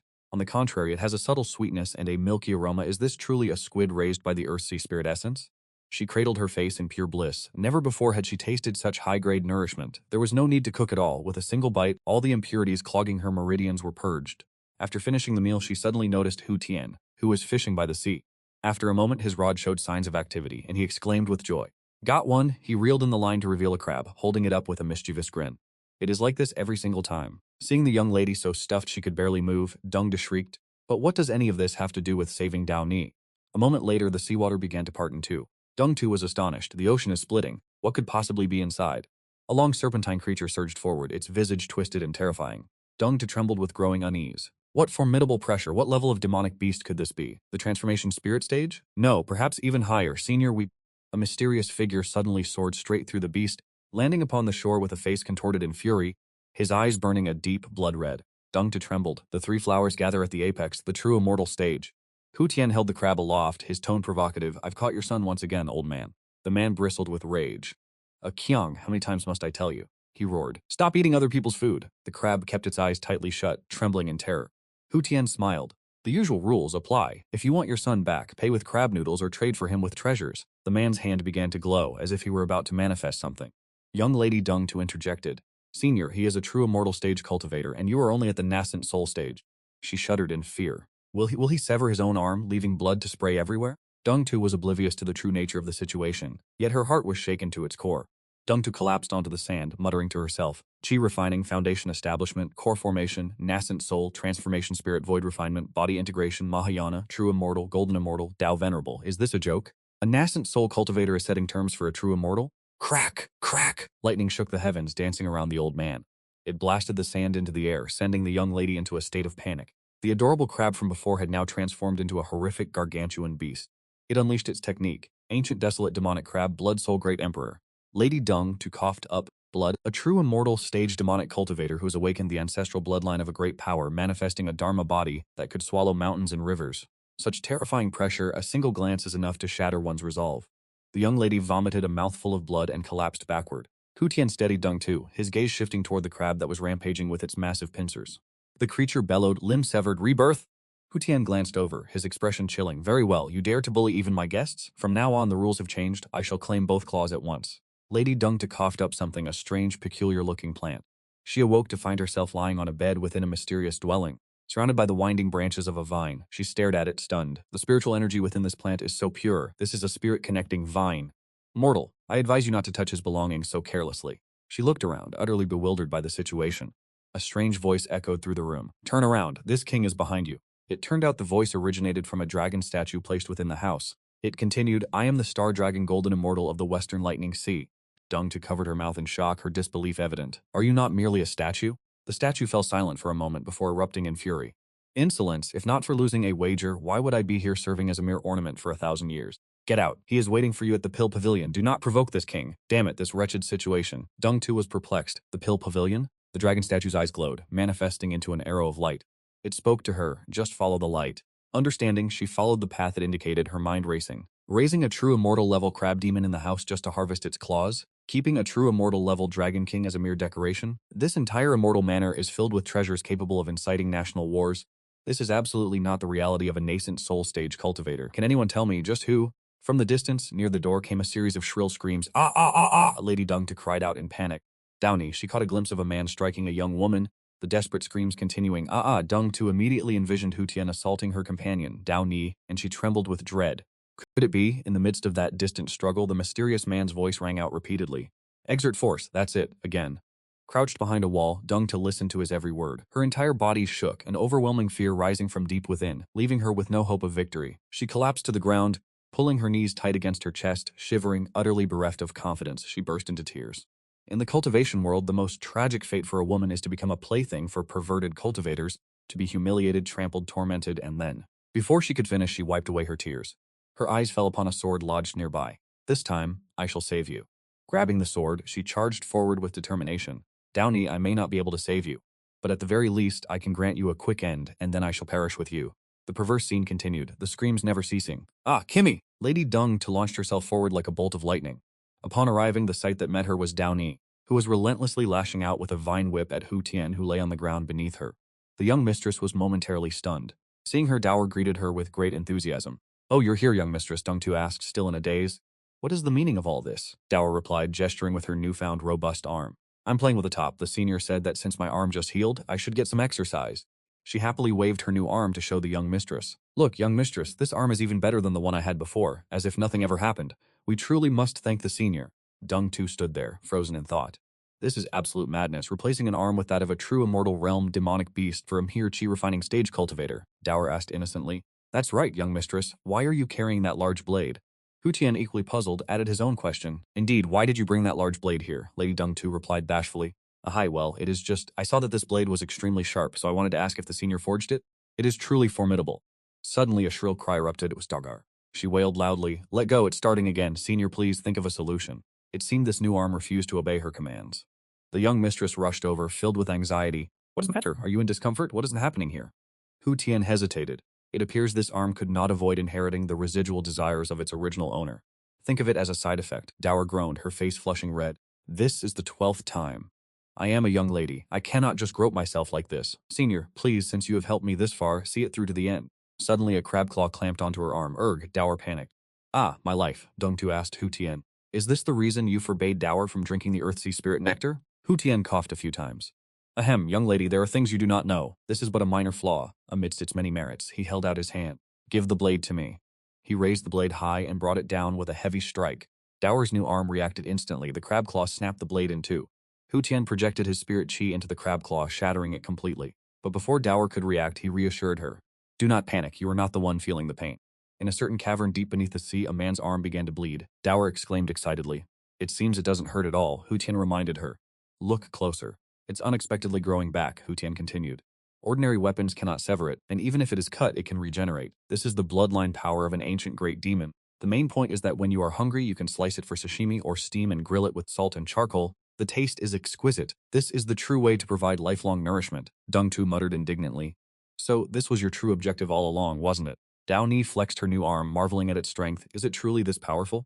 Hu Tian stepped closer and whispered to Downy, Should you ever break an arm or a leg in the future, I shall simply forge you another. Downy turned away sharply. Senior, that will not be necessary. Do you happen to have any garments for my young mistress and me? Our current attire is in tatters. Hu Tian replied cheerfully. I certainly do. Wait just a moment. He turned his back, intending to procure them immediately. As he scrolled through his phone, his expression twisted into a lecherous smirk. The clothing available in here is truly magnificent. I have wanted to try these for a long time. With the phone held in his mouth, Hu Tian scurried off excitedly. Please wait a moment, ladies. I shall return shortly. Somewhere within the Immortal aisle, Hu Tian shouted, Hey, it is time for you to pay the rent. A young woman appeared. Please give me a few more days. Hu Tian replied, That is easily done. He produced a photograph. If you weave 2 sets of clothing based on this image, I will grant you a grace period. Everything depends on your performance. Back at the Hu Tian Immortal Manor, in the alchemy hall, the 2 women were left waiting in isolation. Suddenly, a fragrance wafted throughout the room. Downy spoke up.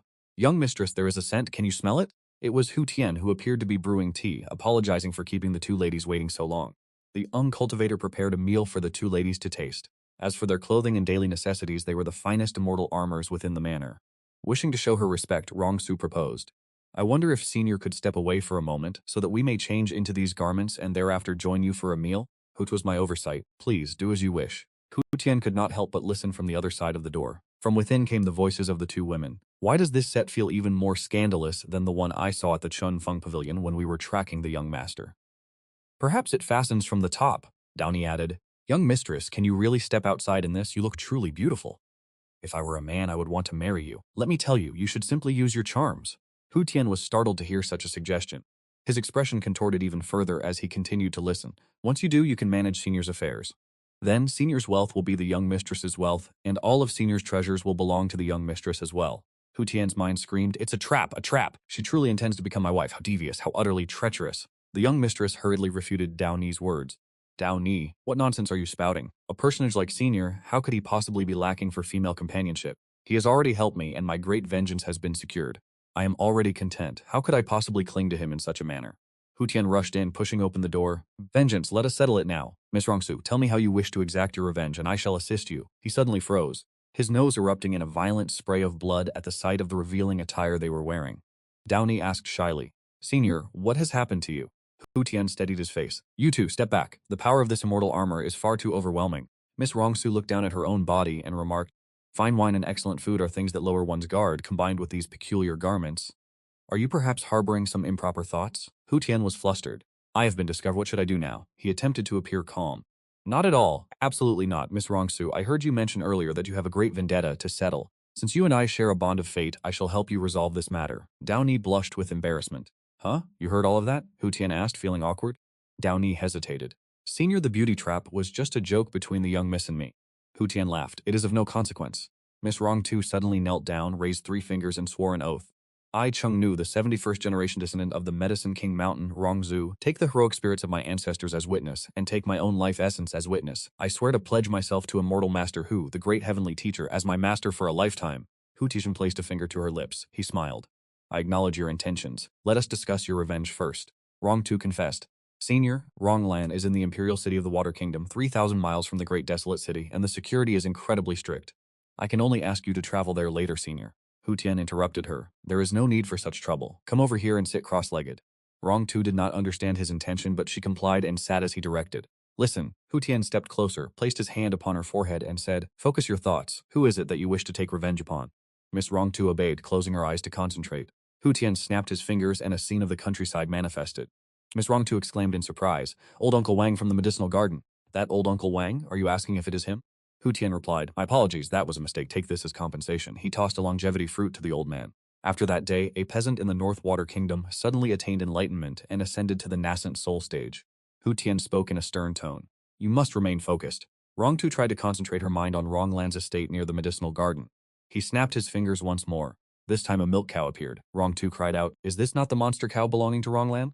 Hu Tian snapped his fingers again and an earphone suddenly materialized. These are her strange artifacts. But he was still unsatisfied, stating again that she must focus her attention. Rongtu thought hard. That's right, Ronglan is likely at, yes, she must be there. This time, the woman named Ronglan truly appeared. She was lounging comfortably on a long chair. Rongtu burst into tears. Ronglan, she jumped up from the chair in shock. Downey immediately lunged forward like a streak of lightning. To think you would do such a thing to the young miss. Ronglan, I will never forgive you. Donglan curled her lip in contempt, producing a golden and a blue card as she issued her command. System, engage in combat. Initiating, activating 3-star grade magic prop card.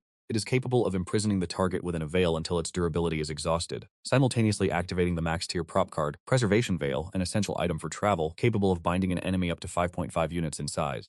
A massive veil manifested, enveloping Dower before binding her tightly. Dongsu rushed over in a panic, crying out, "Dower!" Hu Tian narrowed his eyes.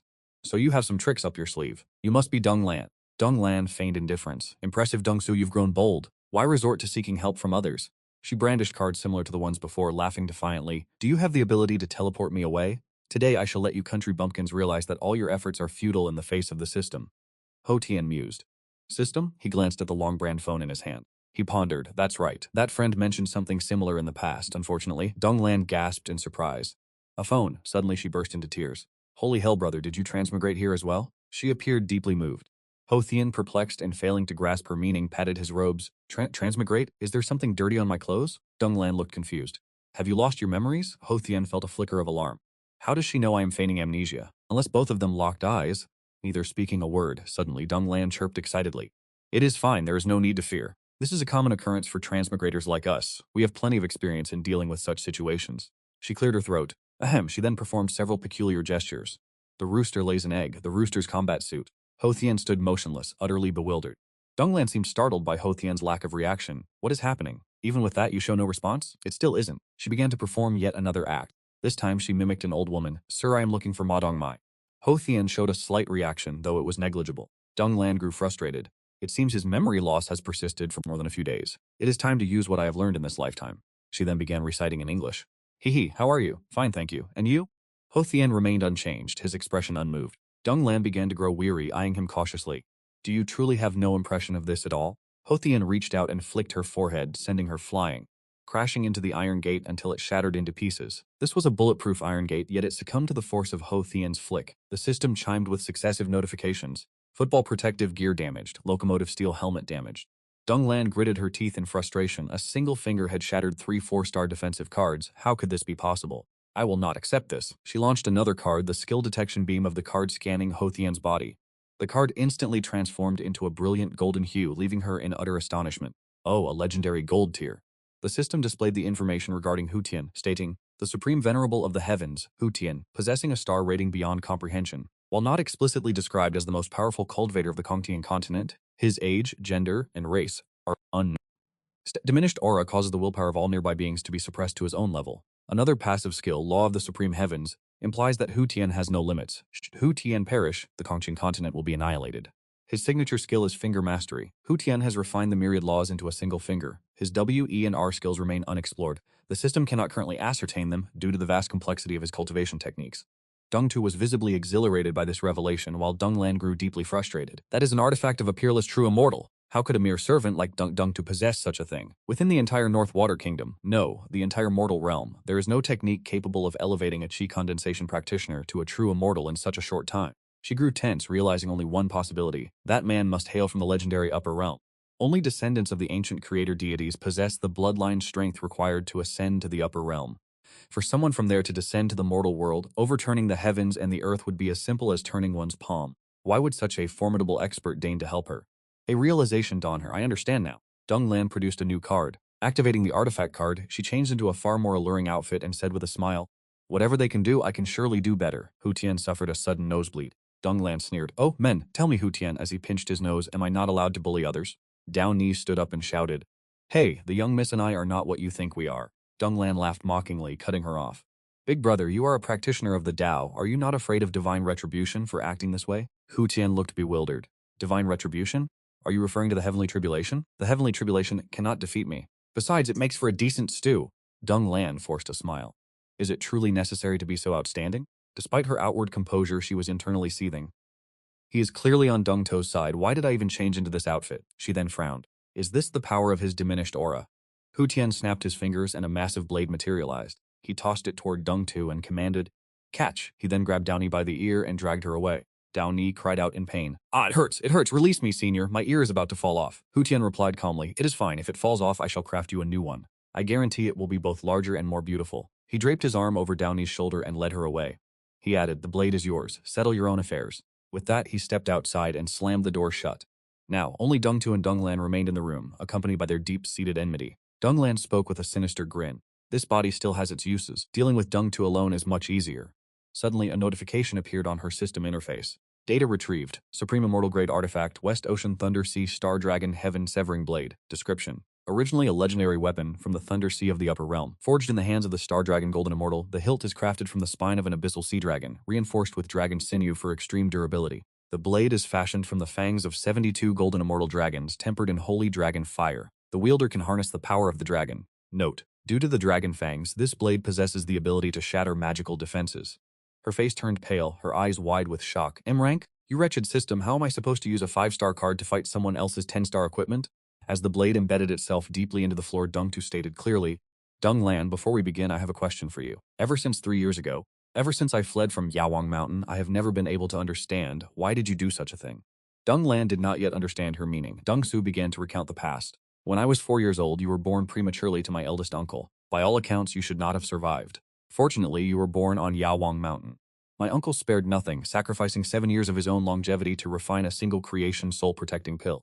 Every single person on Yawang Mountain exhausted their own talents to save you, without a shred of resentment or hatred. My father's 7-flavor decoction, the 16 origin returning golden needles of my third uncle, the life-nurturing acupoint technique of my fourth uncle, and the mysterious dissolution thought manual of my youngest uncle. In the end, everyone managed to preserve your life. Although I was too young to fully comprehend it then, I knew that the entire mountain rejoiced as if it were the new year. 3 years ago, you slipped and fell into the lake behind the mountain, and after you were rescued, you remained in a coma for half a month. Upon waking, your temperament had changed completely. Your mouth was always filled with words like 96, things no human could comprehend. Yet no one blamed you, no one bullied or ridiculed you. Dung Su spoke in a heavy voice. I have spent 3 years wondering what Yawang Mountain could have possibly done wrong. She then gritted her teeth, her voice trembling with tears. What did I do to deserve this? Dung Lan looked on, somewhat bewildered. Dung Su raised her blade, pointing the tip directly at Dung Lan. Why do you treat me this way, and why the entire Yawang Mountain? Dung Lan's head began to throb with an unbearable pain. She clutched her head, gritting her teeth to endure it. It hurts, even after so much time has passed. Facing Dung Su's accusations, the reaction within this soul remained so violent. Please, I, Dung Lan, never intended to target Dung Su like this. How was I to know that meeting Director Chu would lead to a transmigration? Her entire body trembled violently. Dung Lan collapsed in agony. The entire root of this evil lies in that palace intrigue drama. The name of that drama was the harem. Dung Lan began to recount the story. The source of all this misfortune is that drama. If I hadn't watched that show, I would have gone to sleep 15 minutes earlier.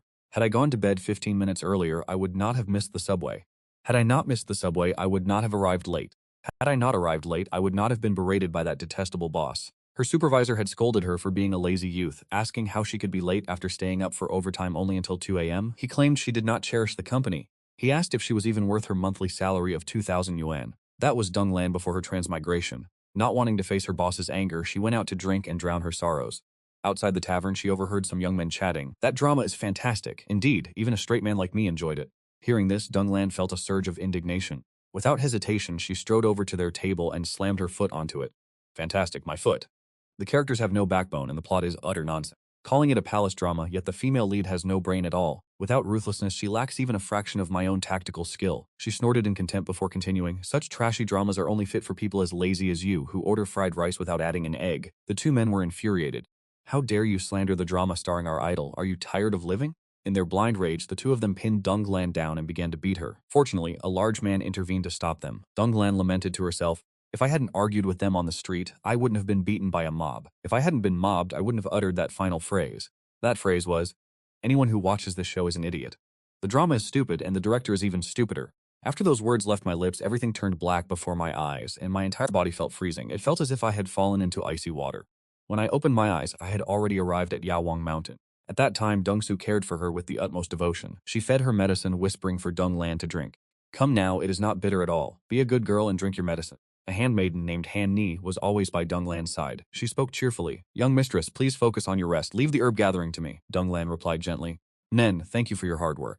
High upon the mountain, Hani diligently gathered medicinal herbs. Back at home, Dung Lan sat in deep contemplation. The people here are truly kind. No one belittles me, there is no endless labor, and I need not fret over the burden of rent. Yet, this is not my true home, and I yearn for my parents. At that very moment, a system interface materialized before Dung Lan, displaying a chilling notification. Mission failed. Combat card unlock failed. Host shall lose 1 internal organ. Warning, the queen must not fail. Future mission failures will result in double the punishment. Dung Lan mused, the mission and let the system claim my life is something I cannot do. To follow the system's mandates and slaughter the innocent is equally impossible for me. She grappled with the internal turmoil of her choice. To become a queen, after all, one must be willing to sacrifice a person, or perhaps even an entire sect, to achieve such power. Returning to the Hu Tian mansion at the Pill Palace, Deng Tu pointed her blade at Deng Lan in a fit of rage. Why have you treated me this way, and what of Medicine King Mountain? Deng Lan grew tense as the system manifested once more, issuing a stern warning. An arrogant queen does not reveal her plans to others. Should the host voluntarily disclose the details of her strategy, the system will execute her. The warnings flashed incessantly. Unable to bear it any longer, Deng Lan clutched her head, desperate to escape the cacophony. Yet she forced herself to stand. Deng Tu was momentarily startled. Once upright, Deng Lan began to laugh, a chilling hollow sound. Ha ha ha, how can there be so many whys in this world? She gripped her cards firmly. Make your move. Kill me or be killed by me. Deng Tu declared with conviction. Medicine King Mountain can save a child born without innate talent, and it can just as easily take their life. She shouted, I will make you pay for your crimes against Medicine King Mountain. In the main hall of Hu Tian mansion near the Dragon Throne, Downy pleaded, Senior, I beg of you, please let me go and assist the young mistress. Deng Lan is devious and replied, What is the rush? With me here, nothing untoward will happen. Set your mind at ease, Hu Tian reassured her. With this blade in my possession, I could handle 10 of Deng Lan. Downy remained deeply anxious, but Hu Tian had already finished roasting a massive crab claw. He picked it up, cracked the outer shell, and offered it to Downy. Quickly, taste it and tell me if it is cooked through. Downy raised her chopsticks and placed a morsel of crab meat into her mouth. Upon tasting it, she was struck with astonishment at the flavor. It is exquisite. The meat of a true immortal stage beast, refined by 1,000 years of demonic energy, produces a flavor beyond compare. With every bite, the succulent juices flow. As the meat dissolves, it feels as if flying swords are dancing upon a sea of thunder, achieving total victory upon the palate. The two of them feasted upon the massive crab claw until they were completely satiated. Downy let out a satisfied sigh. That was truly divine. In all my years, I have never tasted anything so magnificent. What is this compared to the future? Next time I shall treat you to dragon meat. Dower asked curiously. Dragon meat? Senior, are those not merely creatures of legend? The dragon statue on the wall shivered slightly. Dower stood up, appearing satisfied. Senior, let us roast one for the young miss later. Hu Tian picked his teeth. Very well. Once we are finished here, she will likely be hungry as well. Dower grew melancholy again. Hu Tian blinked, half asleep. Is it really that dire? Dower kept her expression unchanged. Senior, the affairs within that place are far more complex than you imagine. Hu Tian was intrigued. Oh, tell me about it. Dower began to recount the story.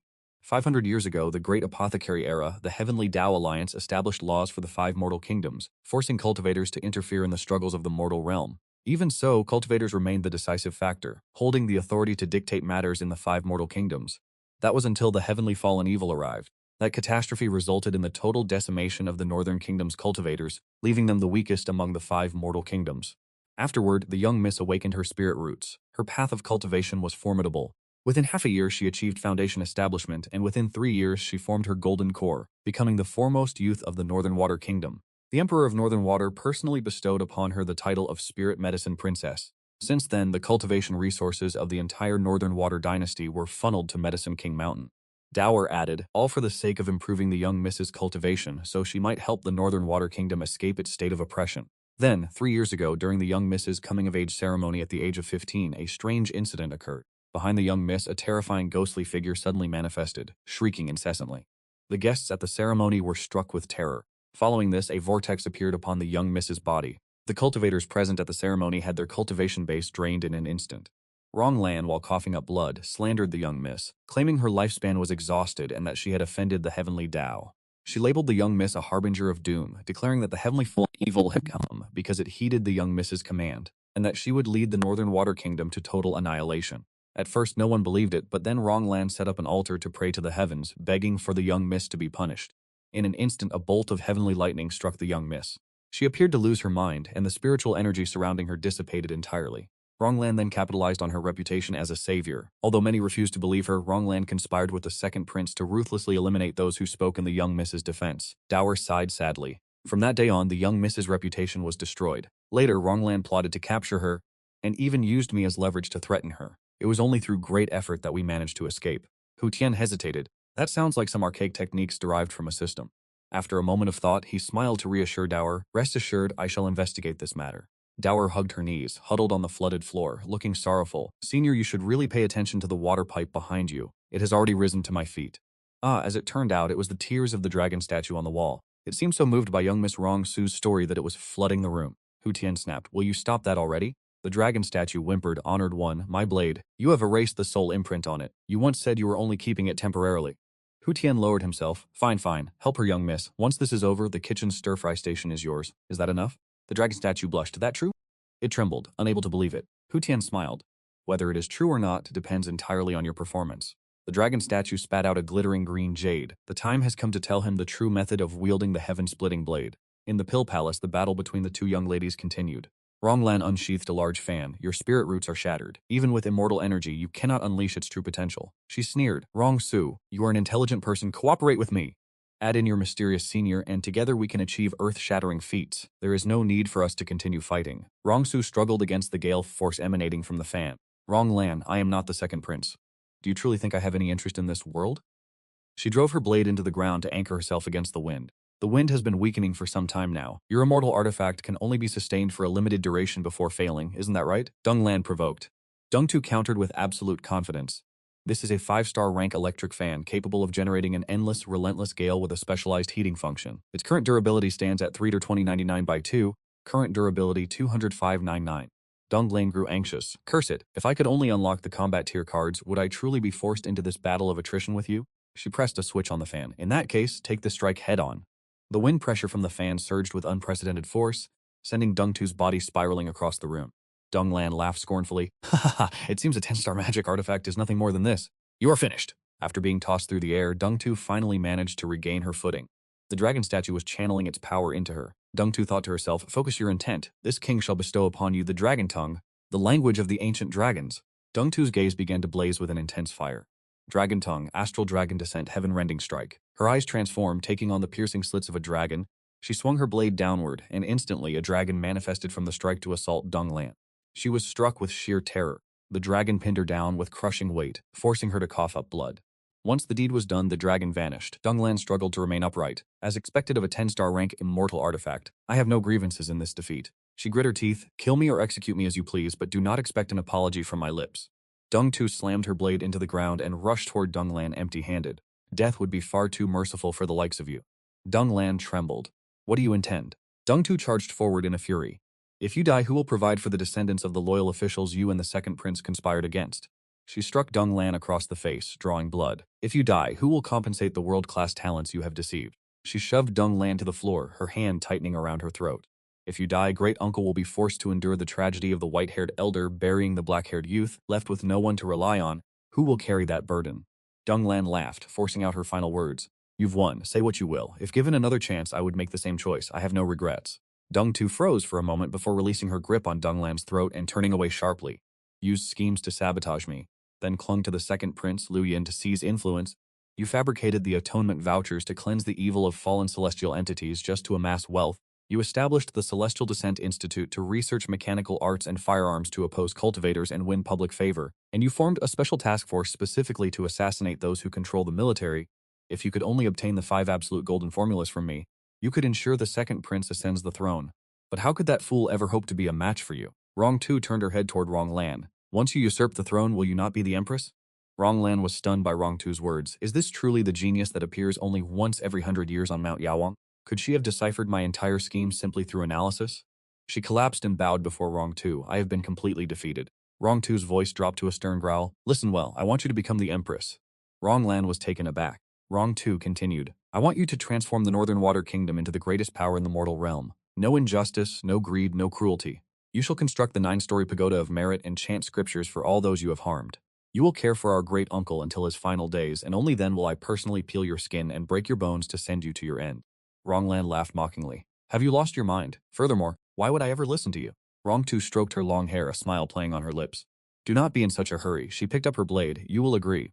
Rong Lan stared at Rong Tu, looking dazed. Outside, Hu Tian and Dower were roasting a fresh crab claw, while the dragon statue felt utterly exhausted, having been forced to fan the flames for the pair. Hu Tian demanded, blow harder, the smoke is rising. Enough, come here. Beside the fire, the two also took the opportunity to play a game of Go. Dower sighed. Ah, senior, why not just marry my young miss? Look, I have protected her, and she has repaid kindness with her body. Isn't that how it goes? It is written in all the scripts. Furthermore, the two of you are such a talented and beautiful pair. You are perfectly matched. She is even a maid ready to serve in the bridal chamber, after all. Hu Tian's face turned crimson, and he scratched his head in confusion. Dower, matters of marriage cannot be treated so flippantly. Besides, I, your senior, do not enjoy being under someone else's thumb. Dower dismissed the concern. Oh, senior, how could my young miss ever control you? Hu Tian fell into deep thought. Dower added, "You do not know her. My young miss has been kind-hearted since she was small, diligently tending to flowers and plants, and she is incredibly gentle. Senior, you must trust me." Hu Tian dropped the go piece in his hand, startled as he called out. Wrong too. Dower wore the same expression as she turned her head to cry out. Young miss, it was indeed Wrong too, carrying Wrong Lan along with her. Wrong Lan's entire face was swollen and disfigured, appearing truly ghastly. She groaned, emitting sounds no one could comprehend. What is this? Hu Tian looked horrified at the sight, covering his mouth with his hand. She is already like this after only a little effort? Truly ruthless, he thought to himself. I absolutely cannot marry into this. Dower praised her young miss incessantly. Someone as wicked as Wrong Lan is still in one piece. The young miss is truly gentle, is she not, senior? Tian feigned a smile, thinking, I believe you not, but spoke with feigned enthusiasm. Yes, you are quite right. Wrong Tu declared, Senior, my great vengeance has been fulfilled. I shall now return to Mount Yawang. Hu Tian replied cheerfully, a joyous occasion. Do not just stand there. Come sit and we shall speak while we eat. Dower also attempted to encourage her young miss. Indeed, young miss, this crab meat is exceptionally delicious. Wrong Tu spoke softly, revealing her heart. Compared to your capabilities, Senior, I am merely a firefly. Even now, I do not know how I could ever hope to repay you. With those words, she knelt down. Seeing this, Dower immediately knelt down as well. Dung Tu cupped her hands before her chest. I beg of you, Senior, please leave behind a token for transmission. Should you ever require anything, just send word to me, Dung Tu, she stated with resolute conviction. Regardless of the task, even if it means death, I shall not refuse. Hu Tian looked flustered. Miss Dung Tu, my unexpected descent into the mortal realm and making your acquaintance has been a pleasant turn of events. There is no need for such formalities. He smiled and reached out his hand. As he approached, Miss Dung Tu felt a wave of bashfulness, her face flushing crimson as she extended a trembling hand. Hu Tian took her hand and smiled. I heard from Dower that your spirit root was destroyed. Perhaps restoring it is not an impossible task. As Hu Tian spoke, the spiritual energy upon him surged abruptly, manifesting as rings of light that flowed from his hand into Dung To's body. This caused Miss Dung Tu to cough up blood. Dower cried out in panic. My lady, Hu Tian reassured her, rest easy. My spiritual energy is now stable and the rate of cultivation transfer can be increased significantly. Dower innocently asked. Hu Tian blushed. Why must you ask so many questions? Dung To's body suddenly began to shudder violently. She leaned in close to Hu Tian and whispered, Senior, my head is aching terribly. Hu Tian fell into a state of panic and blood sprayed from his nose again. This is not good. My true essence has lost control again. The young lady leaned against him, causing his entire body to burn with an intense heat. Dower rushed over and shouted. Senior, the dragon statue thought to itself, if the master's true essence continues to lose control at this rate, we are in grave danger. Suddenly, a fountain of water appeared out of nowhere, gushing forth torrentially. Hu Tian was bewildered. This is Dung Tu, what is this? A water spout had manifested from thin air, emerging directly from the back of her head. Hu Tian was startled. How is this possible? The chaotic true essence is being converted into the purest essence of heaven and earth. Does this mean? Dung Tu touched the back of her head and explained. Ever since the time I was betrayed by Dung Lan and struck by the heavenly thunder, this has remained on my head. She wept. Every time I cultivate, it appears. Senior, is it still possible for me to restore my spirit root? Hu Tian replied. Your spirit root is unstable. Allow me to attend to one critical matter first. With a loud boom, he vanished. He lifted Dung Tu into the air, holding her close as he spoke. Miss Dung Tu, you truly are my savior. He cupped her cheeks and unleashed his technique. Luo Tian Shangzun, one part of my cultivation power, the water spout behind Dung To's head began to spray with even greater intensity. He watered the entire island. Everywhere on the island, the vegetation suddenly began to flourish more than ever before. The animals grew stronger as well. A frail aging turtle suddenly felt a surge of vitality and it thought to itself, my bottleneck of 2,000 years which has never budged is suddenly loosening. With such dense primordial essence saturating the heaven and earth, what exactly is the master doing? After a while, the flow of water finally ceased.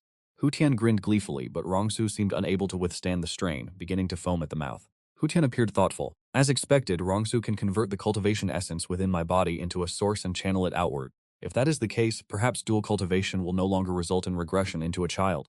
He continued to hold Rongsu, beginning to circulate his internal energy. Luo Tian Shangzun, 2 parts of my cultivation base. Miss Rongsu, shall we try a few more times?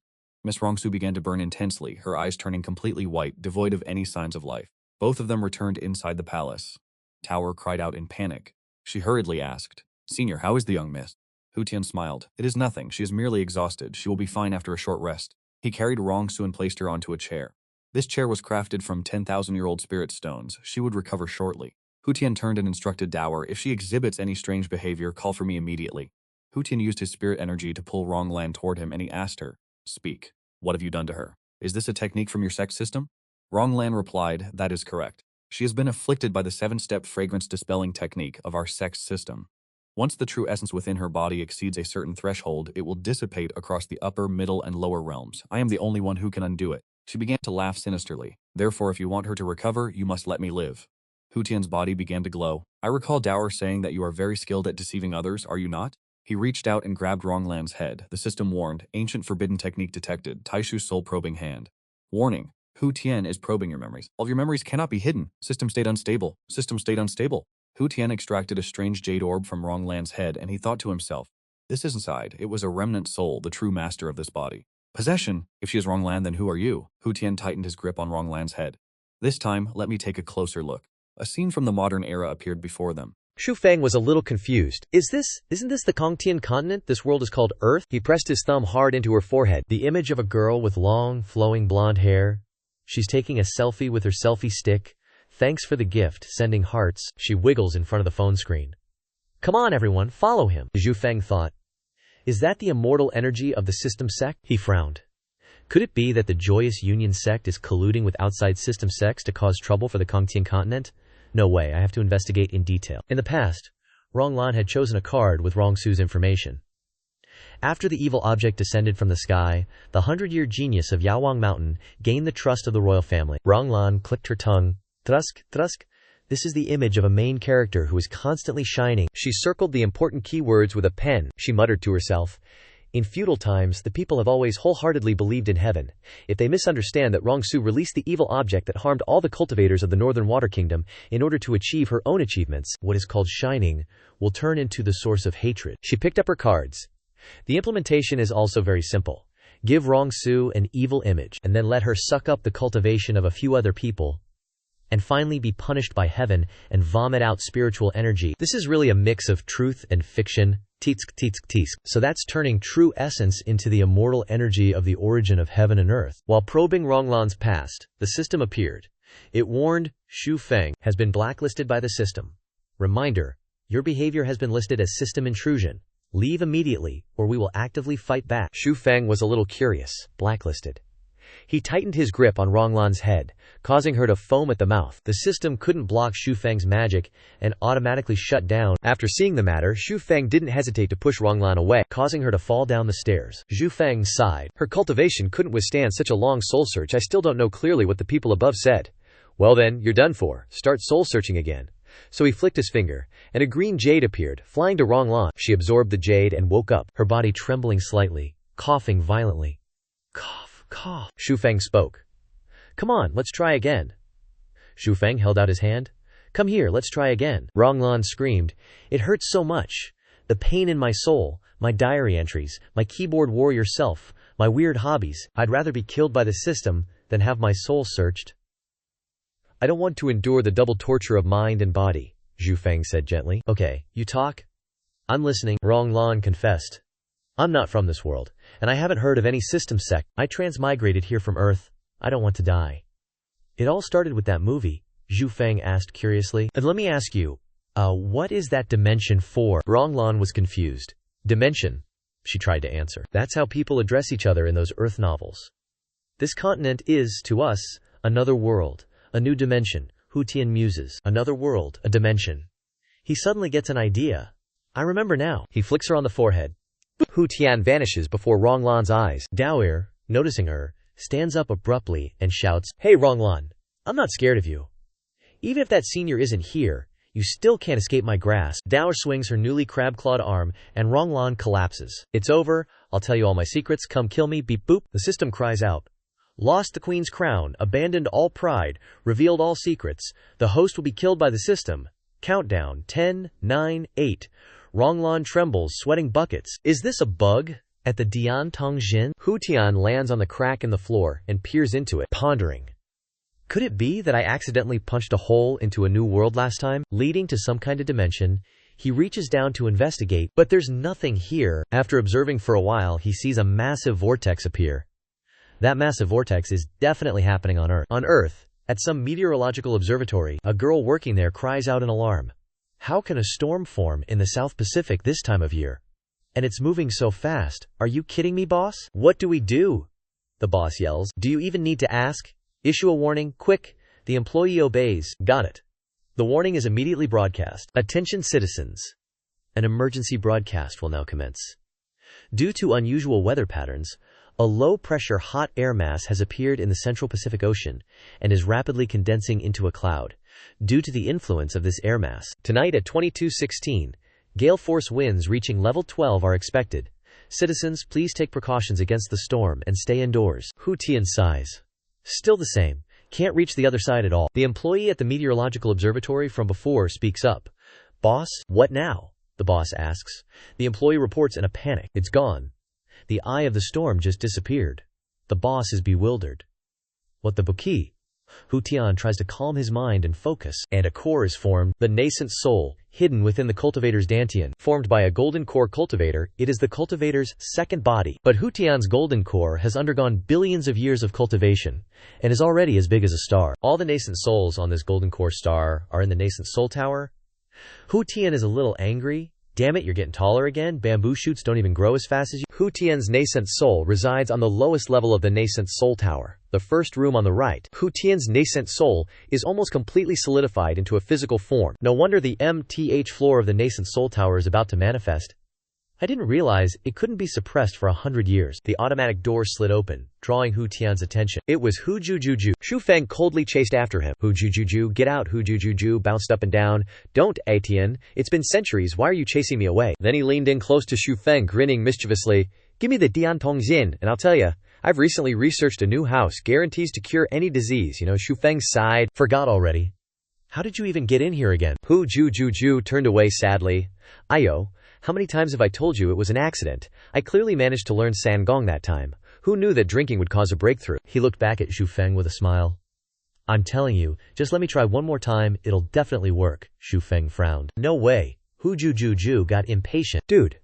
Seriously, if Hu Jujuju hadn't broken through, would you, Shu Feng, even exist? Shu Feng kicked his leg high, blocking the door.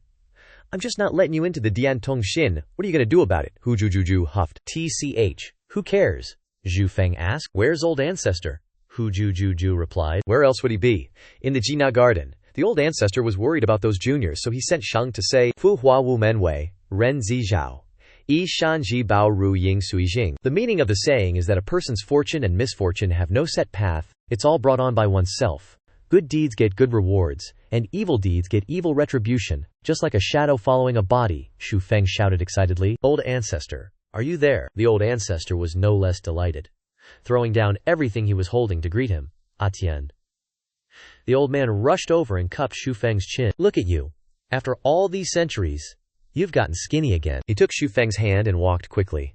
Sit down. I'll explain the basics of cultivation to you youngsters, Shu Feng said happily. Old ancestor. The thing from 200 years ago worked. The old ancestor hesitated a bit. 200 years ago. He stroked his beard. Let me think back, Shu Feng said. Old ancestor. Let me remind you.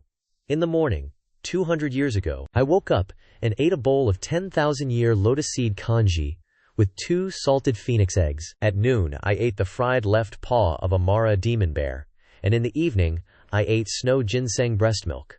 He coughed a few times. Cough, cough. You should just check my sea of consciousness. The old ancestor reached out and touched Shu Feng's forehead, examining the situation a bit. Suddenly, he spat out blood and fell backward. Shu Feng panicked. Old ancestor. Old ancestor. The old ancestor saw images of Tao Er and young lady Rong Su through Shu Feng, and he said, no way. The trends for immortal armor changed so much in the last 200 years. This level of beauty is too much for this old tiger to handle. Hu Tian pretends to cough. Did no one notice that Rong Su can help me scatter my cultivation? Old ancestor nods. That lass does have a few tricks up her sleeve. He suddenly realizes something. Wait. I remember now. 200 years ago, you risked breaking through to the Yuanying stage, creating 101 Yuanying, and were trapped forever in the Yuanying world. After barely escaping danger, you've been working hard to find a way to scatter your cultivation. He strokes his beard again. Until one day, you asked everyone a question. If we can't find the answer in this world, why not go to another world to find it? Then you gathered all the power of the Yuanying, fused it into a world-shattering finger strike, smashed through the world barrier connecting to the outside, but sadly the hole was too small to pass through, so you had to give up. Hu Tian nods. That's right. Back then, we only thought about going to other worlds, but forgot that other worlds could come looking for us. Old ancestor agrees. Exactly. Immediately convene a Yuanying assembly. The bell rings. Ding ding ding. Several cultivators gather at the heart-to-heart hall. Seeing Hu Tian enter, the other cultivators gossip about him. The old ancestor sits on the throne and shouts, silence.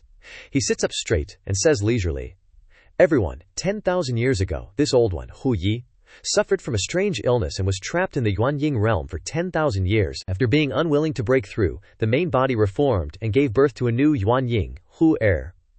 Repeating this process for more than 1,000 generations, many great cultivators like body cultivators, chi cultivators, alchemists, formation masters, demonic cultivators, demon cultivators, Buddhist cultivators, and more, all cultivated to the peak. But the myriad of cultivation paths combined couldn't resist the strange illness.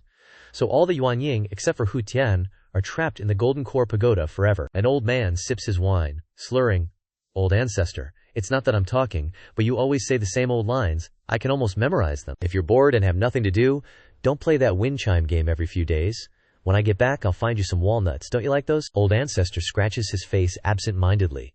"I have something. What is it?" Hu Tian supports his head in frustration, saying it's better to just look at the sea of consciousness directly. The old ancestor focuses his spiritual energy into his head, then shoots it out to the other cultivators. Immediately, everyone starts nosebleeding. It turns out that what the old ancestor transmitted to everyone was an image of Little Miss Rongsu and Tao Er. Hu Jujuju's face twists into a perverted grin. "So there's a new style of immortal armor. These youngsters have better taste every day." Hu Tian rushes over, whispering urgently to the old ancestor.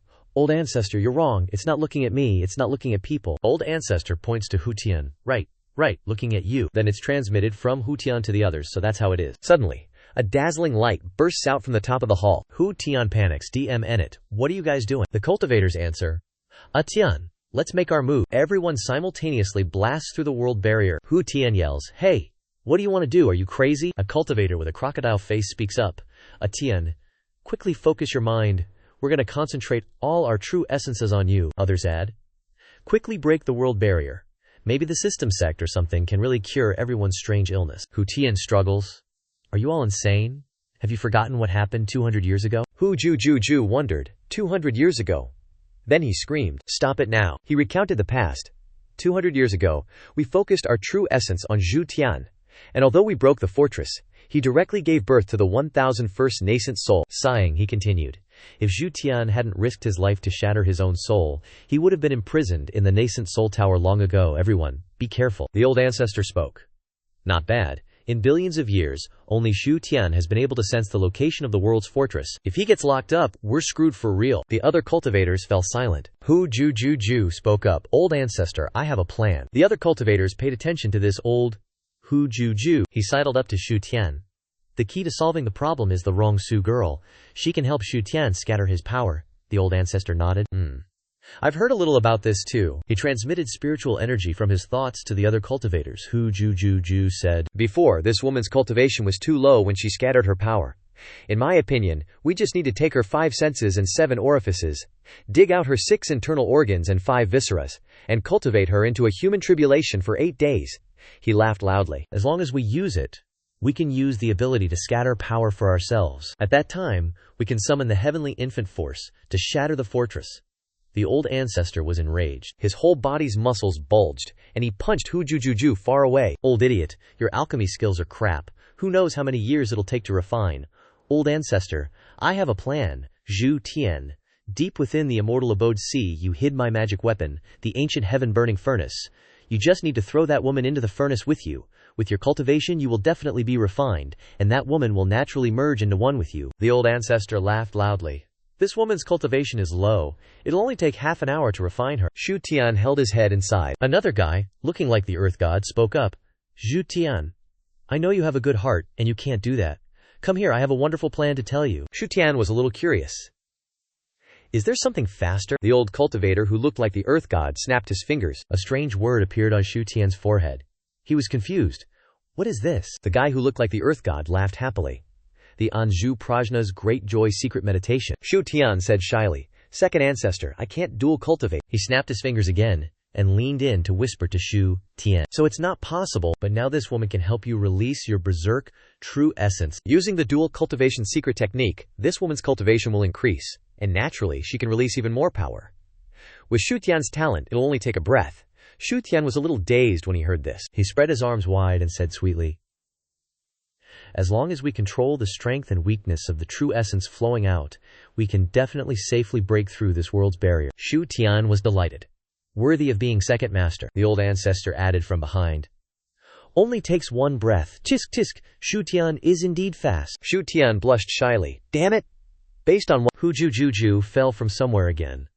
The first time is fast, don't ask, it's all tradition. Meanwhile, inside Hu Tian's immortal abode, in the main hall, Longqi Rongsu Xiaoji gasps, suddenly waking up. I'm recovered again. Moreover, this azure true essence brings such dense vitality. This is definitely a special ability made for healers. She ponders. Did I save the entire Tiankong continent in my past life? To think I'd meet a senior like this? He can heal even incurable wounds, and doesn't care about countless treasures.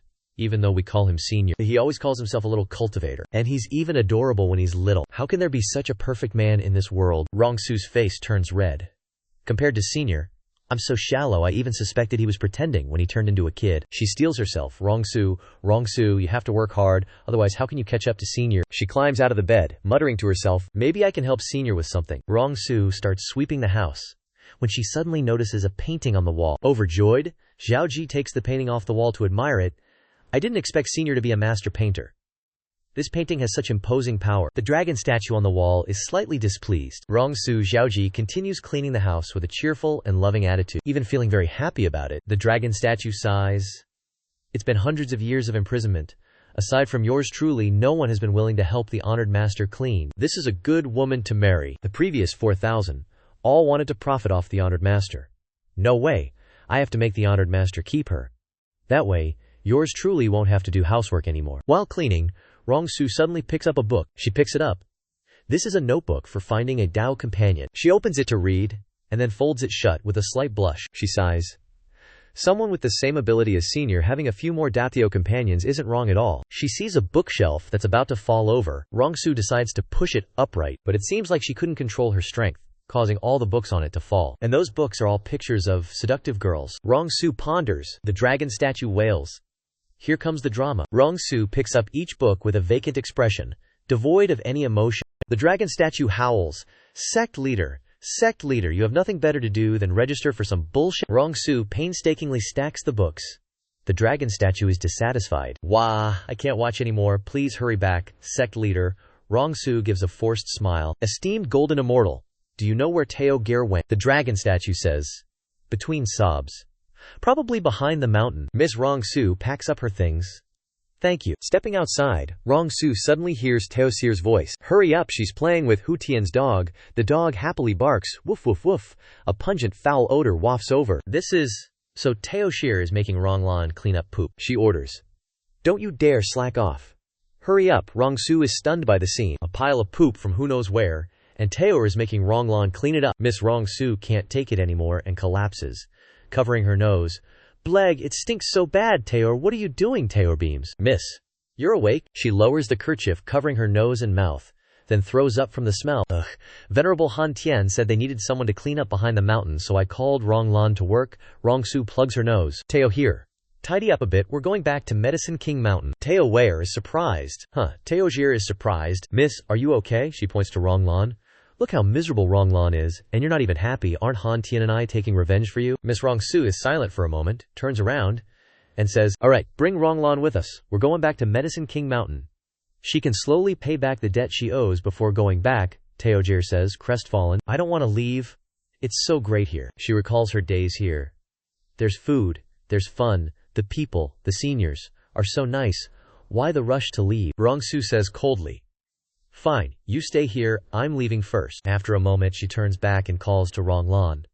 What are you waiting for? Do you really want to shovel poop for the rest of your life? Ronglan comes to her senses, and says to Tao Chair, if you like the smell, smell it all you want, it's all yours now. Dropping everything, Ronglan flies away. My beloved is waiting for me. Ronglan draws close to Rongsu, acting affectionately. Big sis Rongsu, with Hu Tian's help, won't we get whatever we want back at Medicine King Mountain? Trisk Tusk. Rongsu glares. Keep your distance from me. And shut your trap. If you keep talking nonsense, I won't mind practicing my gong fu on you. Teo looks worried this time. Miss, what's wrong with you? Why are you suddenly like a different person? She sadly pats the dog, Sun, on the head. I'll miss you so much. Come visit Medicine King Mountain when you're free. The three of them set off back to Medicine King Mountain. On their way, they encounter someone. Teo Shir says, Miss, it looks like there's someone ahead. That weirdo looks like a turtle. He goes, Miss Rongsu, and Teo Shir freaks out. Don't worry, miss, I got you. Rongsu stops Dao Ware and asks, who are you? How do you know my name? Turns out, he is that turtle from the island, and he's buffed UP. Water spouts from his head. Such a big, immortal island. What wind could possibly escape this old man's ears? No need to be afraid, Miss Rongsu. Thanks to your blessing, I leveled up. Now I'm a venerated seat holder, an immortal demon named Xuangi Zhenren. Rongsu's still lost? Xuangi, what now? Xuangi Zhenren pulls out a magic staff, making Rongsu's luggage float into the air. Meeting OL. Turtle. Miss Rongsu's bulky luggage is truly inconvenient, and I, OL, Turtle, just so happen to have a magical treasure that might help. He pulls out a ring, and her stuff gets sucked into it. This is the Jiantian ring, used by my Xuangi clan to store spiritual medicine. Ronglan and Dao Kir are shook by the awesome treasure. Ooh, wow, this kind of storage artifact is priceless. At the Grand Wasteland City's All-Heaven Pavilion, girl, you hit the jackpot. He's all humble. Just a little trinket, not enough to show my sincerity. Out of nowhere, a rope flies in, whap, and snatches Xuangi Zhenren by the neck, hoisting him up. It's a spider lady, half human, half spider body. She's pissed. Look at you, showing off. You told me to go call a G, and you came here to hog all the fun. You dare call my Xuangi clan storage lord? Great calamity. Split Zhang Xuan's treasure a little trinket. You're dead to me, you old fart. Xuangi Zhenren is fuming. One more time, I'm a turtle, call me dad. Then a beefy dude pops up, yelling, nice, ya little punk. Trying to hog it all. The spider lady screams, a G, get him. He listens, and starts wailing on OL, Turtle. Take this, old man. The three girls just stand there, speechless, Rongsu says. 5 Venom's profound silk web, Ronglan adds. A G's tyrant training fist. A Jai grabs the old turtle, who's turtled up, pissed. Damn it, always this move. Get out here, you old fart. Xuangi Zhenren replies, nope.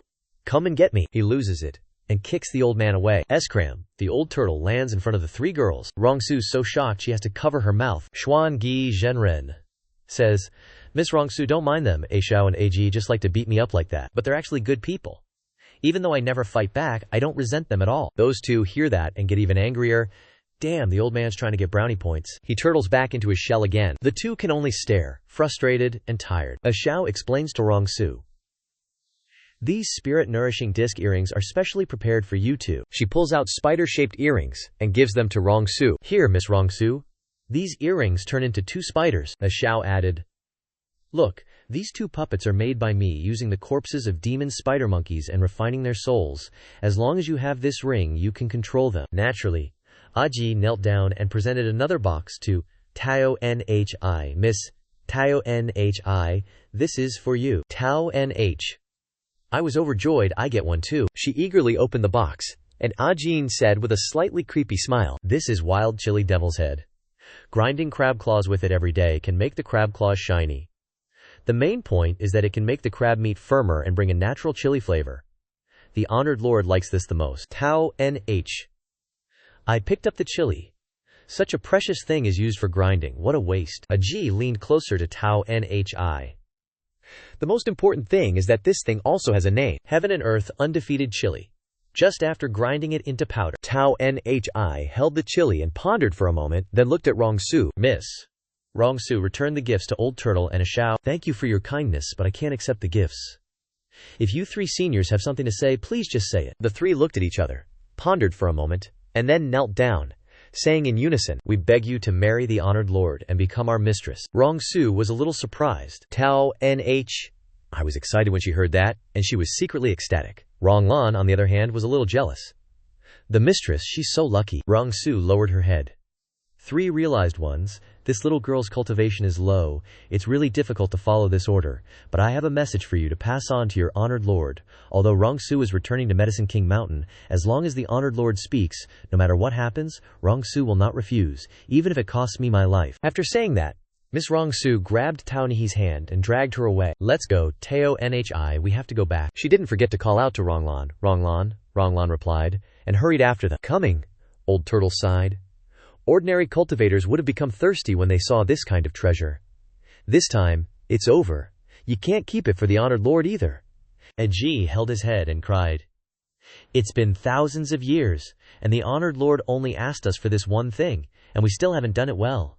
What if the honored lord doesn't let us leave the immortal mansion? How can I get used to the outside world? He turned to beg Old Turtle, Turtle bro, you are my lifeline. You have a lot of ideas. Quickly think of a way to help me. I'm used to living in the Immortal Mansion and can't move, Xiao added. That's right, in this Immortal Mansion, apart from the Honored Lord, no one is smarter than our Turtle bro. Turtle bro, we're counting on you. Little sister will massage your shoulders for you. Realized being Xuangi pondered. An ordinary mortal, how can they be solved with a few immortal spells? But since the Honored Lord has spoken, we can't use force. We must let Miss Rongsu take the initiative and willingly dual cultivate with the Honored Lord so as not to disgrace the Honored Lord's status. After a while, Old Turtle finally came up with an idea. I've got it, he explained to Aji. If Miss Rongsu values loyalty and righteousness, why not do this? Listen to me in detail. Tao Nh. I seem to be having a problem. And Rongsu panicked. Tao Nhi. What's wrong with you, Tao Nh? I cried. Miss. My hand suddenly hurts so much like something is tied tightly around it. Ajin spoke up. Oh no, that could be life-threatening. The arm of a gold immortal might backlash Miss Rongsu. I'm not kidding you, if it's not dealt with in time, Miss Tao Nh, I might die. Rongsu panicked. Is it that serious? Old Turtle nodded. Yes, only the Honored Lord can solve this matter. You quickly take Tao Nhi to the main hall and wait, as Xiao whispered in Rongsu's ear. Definitely don't rush to leave. If it's not completely resolved, it might recur. Aji played tricks, tightening the invisible spider silk, causing Tao Nhi to scream in pain. Tao Nh, I cried. Miss, my hand really hurts so much. Dongsu panicked and reassured her. Tao Sher, just bear with it for a moment. I'll take you to the main hall right away. Don't be afraid. The two returned to the main hall. Old Tortoise sighed in relief.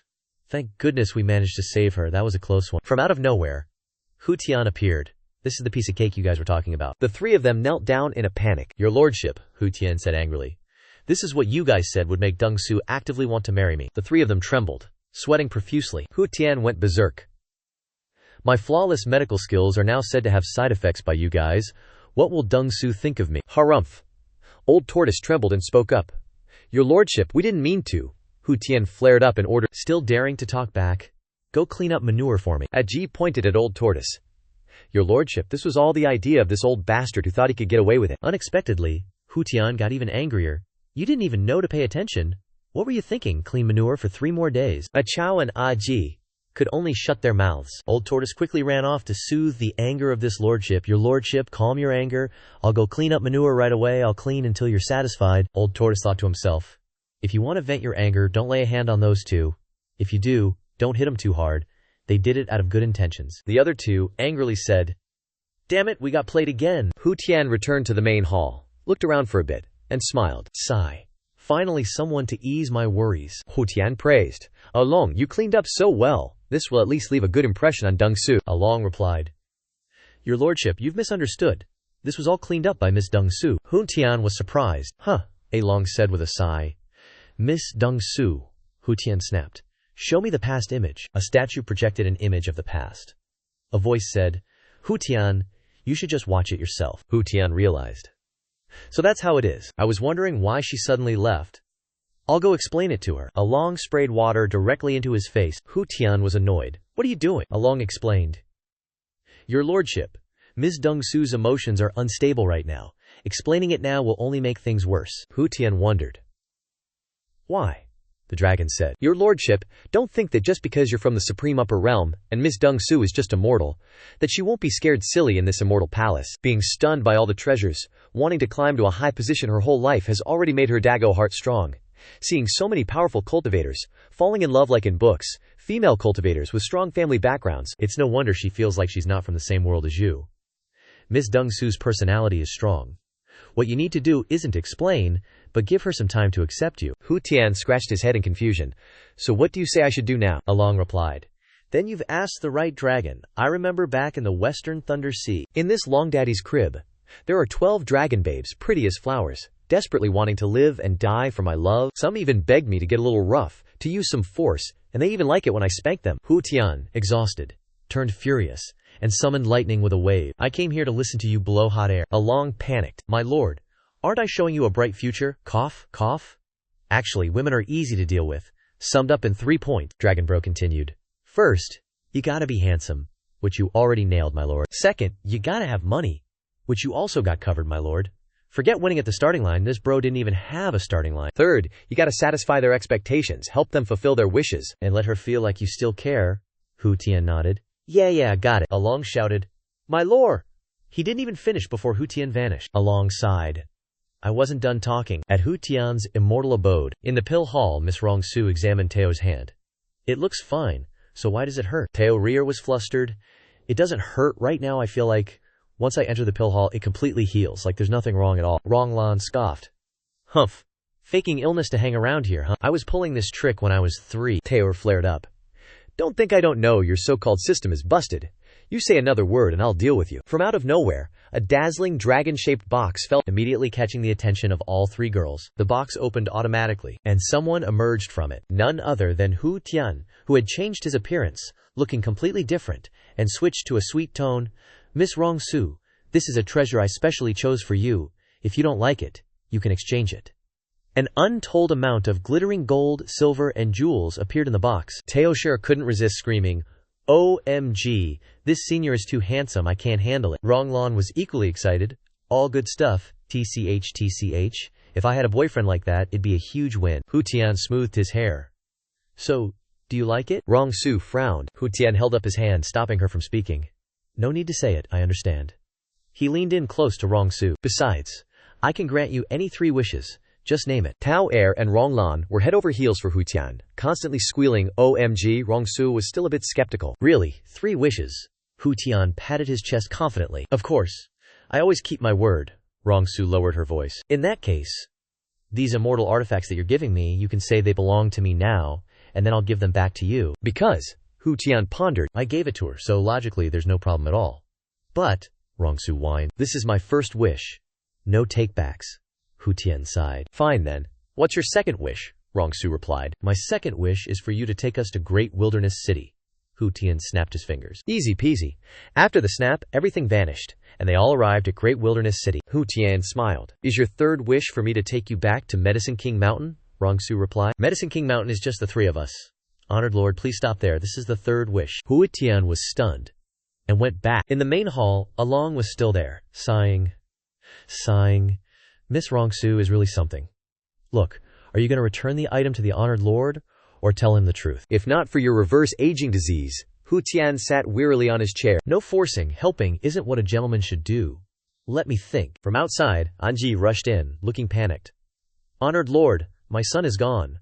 Hu Tian didn't bat an eye. If your son is gone, go find him. Next time, don't talk to me while riding your mount, it's rude. Ajinji quickly knelt down. Yes, I'll definitely be mindful next time. Speaking of which, you didn't, Hu Tian coldly said. Get lost. Who has the time to kidnap kids for fun? Can't you see I'm swamped here? On the official road outside Great Wilderness City, a carriage sped violently, driven by Ronglan. Suddenly, Rongsu's voice rang out. Tao care. How could you take someone else's things? Tao dodged, clutching the chili pepper tightly. But this is what Ji Zun Zhenren specially gave me. It's the first time a guy's given me a gift. If I don't take it from you, you can return it, but I can't return mine, Rongsu ordered. Give it here. Teo reluctantly handed the chili pepper to her young miss. HMPH, she sulked. Young miss? I don't like you anymore, Rongsu explained. Teo tear. It's my bad, but... The chili pepper cracked open, and a crab claw popped out from within. Then finally a crab crawled out, groaning. Acho, so spicy it's killing me, Rongsu spoke up. I remember you now, you're Chiang happily said. That's right. Taoju wondered. How can you talk? Chiang jumped onto Tao Rear's shoulder. Last time the Honored Lord used the origin of heaven and earth to scrub the heavenly palace, and I finally broke through. Now I can speak human words. I came here this time to give big sis Rongsu some news. Rongsu wondered. News? Chiang's eyes lit up. Big sis Rongsu, look. Rongsu was confused. Look at what Chiang was flustered. AAA, so sorry. Let me adjust it a bit. The crab wiggled its eye, cracking like it was fixing a TV, and the image gradually became clearer. Chiang started telling the story. It was thousands of years ago, when I was still small, maybe only a few millimeters big. Hu Jujuju was a genius alchemist. In order to cure his age regression, he kept trying out medicines, and ended up turning himself from a human into a fish, while still alive. Chiang continued. But even so, Hu Jujuju didn't give up.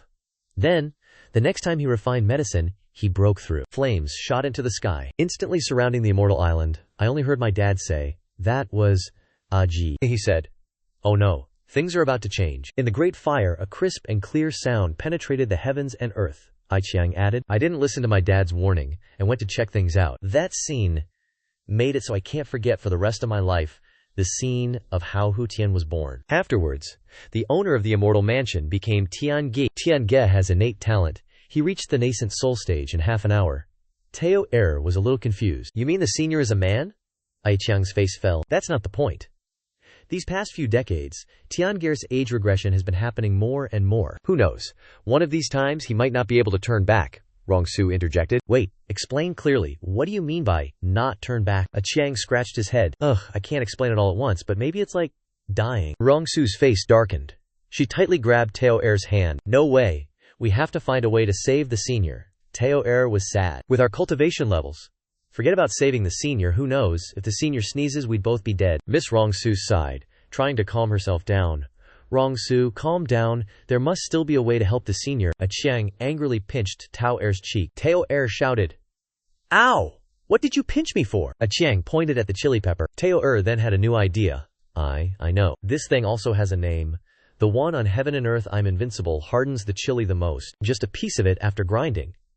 No wonder Balwei Zhenren came to beg Miss Kanta to ask Miss Kanta to be the hostess, so they want Miss Kanta to dual cultivate with the senior. Rongsu asked.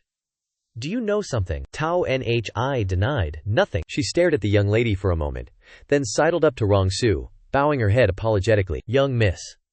Then she shoved the chili pepper into Rongsu's mouth. Young miss, Aiqiang was startled. That's brutal. Rongsu choked. Tao Nhi. What strange thing did you feed me? My head hurts so much. Cough, cough. She leaned on Tao Nhi. Tao Nhi. I feel a bit hot. You're so cool and comfortable. Tao Nhi. Forced back tears. Hugging the young miss. Young miss. After we save the senior, you can do whatever you want with Tao Nhi. Please, just bear with it a little longer. Tao Nh. I pushed aside the carriage's curtain and ordered Ronglan, hurry, let's go back to Great Wilderness City, Ronglan said. Idiot. Tao Nh. I flared up. What did you say? Ronglan sneered. Hu Tian isn't the type to take advantage of the situation. Otherwise, would he need someone else to be a persuader? You fed Rongsu that thing? You think Hu Tian will dual cultivate with Rongsu, Tao Nh? I frowned. Then what do you say we should do? Ronglan smiled. Later, when you meet Hu Tian, just say it like this. A voice called out, Master. Yangji spoke up. Lord, I heard it. Hu Tian was confused. Aji explained. I heard Aiqiang telepathically communicating with me. He said he's with Miss Rongsu, and they seem to be in trouble. Immediately, Hu Tian snapped his fingers. Poof! Ronglan's carriage appeared. Hu Tian and Tao Nihi's eyes met, and she blurted out, Quick, save the young miss. She's poisoned by the primordial ghost head chili. What are we gonna do? Aji whispered to Hu Tian. Oof, Lord. Although this primordial ghost head chili can enhance the effects of the Kangay, if misused, it's a love potion. If they don't dual cultivate, it might affect her soul. Ronglan sobbed. That's right, Lord.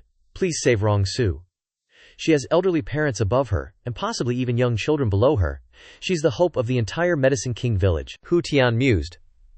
This soul damage is indeed a huge problem. Tao Nhi high-fived Lan, looking like their plan was working. Suddenly, Hu Tian snapped his fingers. Immortal art, soul-fixing spell. Rongsu woke up, looking around confused.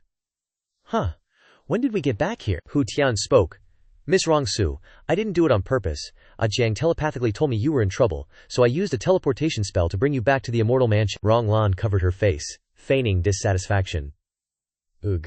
Even if you changed Yue Lao's red string to steel wire, it still wouldn't work. Hu Tian happily said. Of course I can send you back now. Aji stopped Hu Tian. Wait, Lord, I have something else to say, he whispered. Ahem, this is extremely important, Lord. Let's talk somewhere else. Rongsu raised her voice. Tao Hair. Tao Hair flinched. Yes. Rongsu interrogated. Are you guys hiding something from me? Tao lowered her head. Meanwhile, at the Immortal Mansion behind the mountain, Anji poured tea, chatting with Hu Tian. Lord, can't we just not be so upfront about this? Regarding the dual cultivation method to cure the illness you desire, Miss Rongsu has already eaten the netherworld ghost pepper.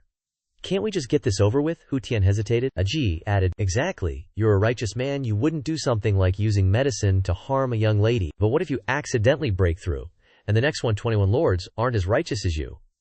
If it's like back then, don't even mention using medicine to harm women. I fear the entire world would be reduced to ashes. Furthermore, if you marry Miss Rongsu as your main wife, it wouldn't be a loss for her either, Hu Tian replied. That was my oversight. How about you find me another netherworld ghost pepper? A genie pondered. It's possible to find one, but the next batch won't ripen for another 60 years. Both sighed. Rongsu interrogated. Tao, share. What is going on? Tao hesitated. Miss. Ronglan interjected. Rongsu, things have come to this point. We have to tell you the truth. Hu Tian needs dual cultivation with you to cure his illness, Rongsu pondered. Ronglan continued. But you also know, Hu Tian is as straight as they come. And he's a bit of a show-off. Someone with such high cultivation couldn't possibly bring himself to ask you, Tao Care asked. What does straight mean? Ronglan whispered to Tao. Ugh, it means he's rock hard. Rongsu gritted her teeth. Alright, Ronglan. Out of the three of us, you're the only one familiar with these kinds of things. No matter what, I will save Senior. Tell me, what should I do?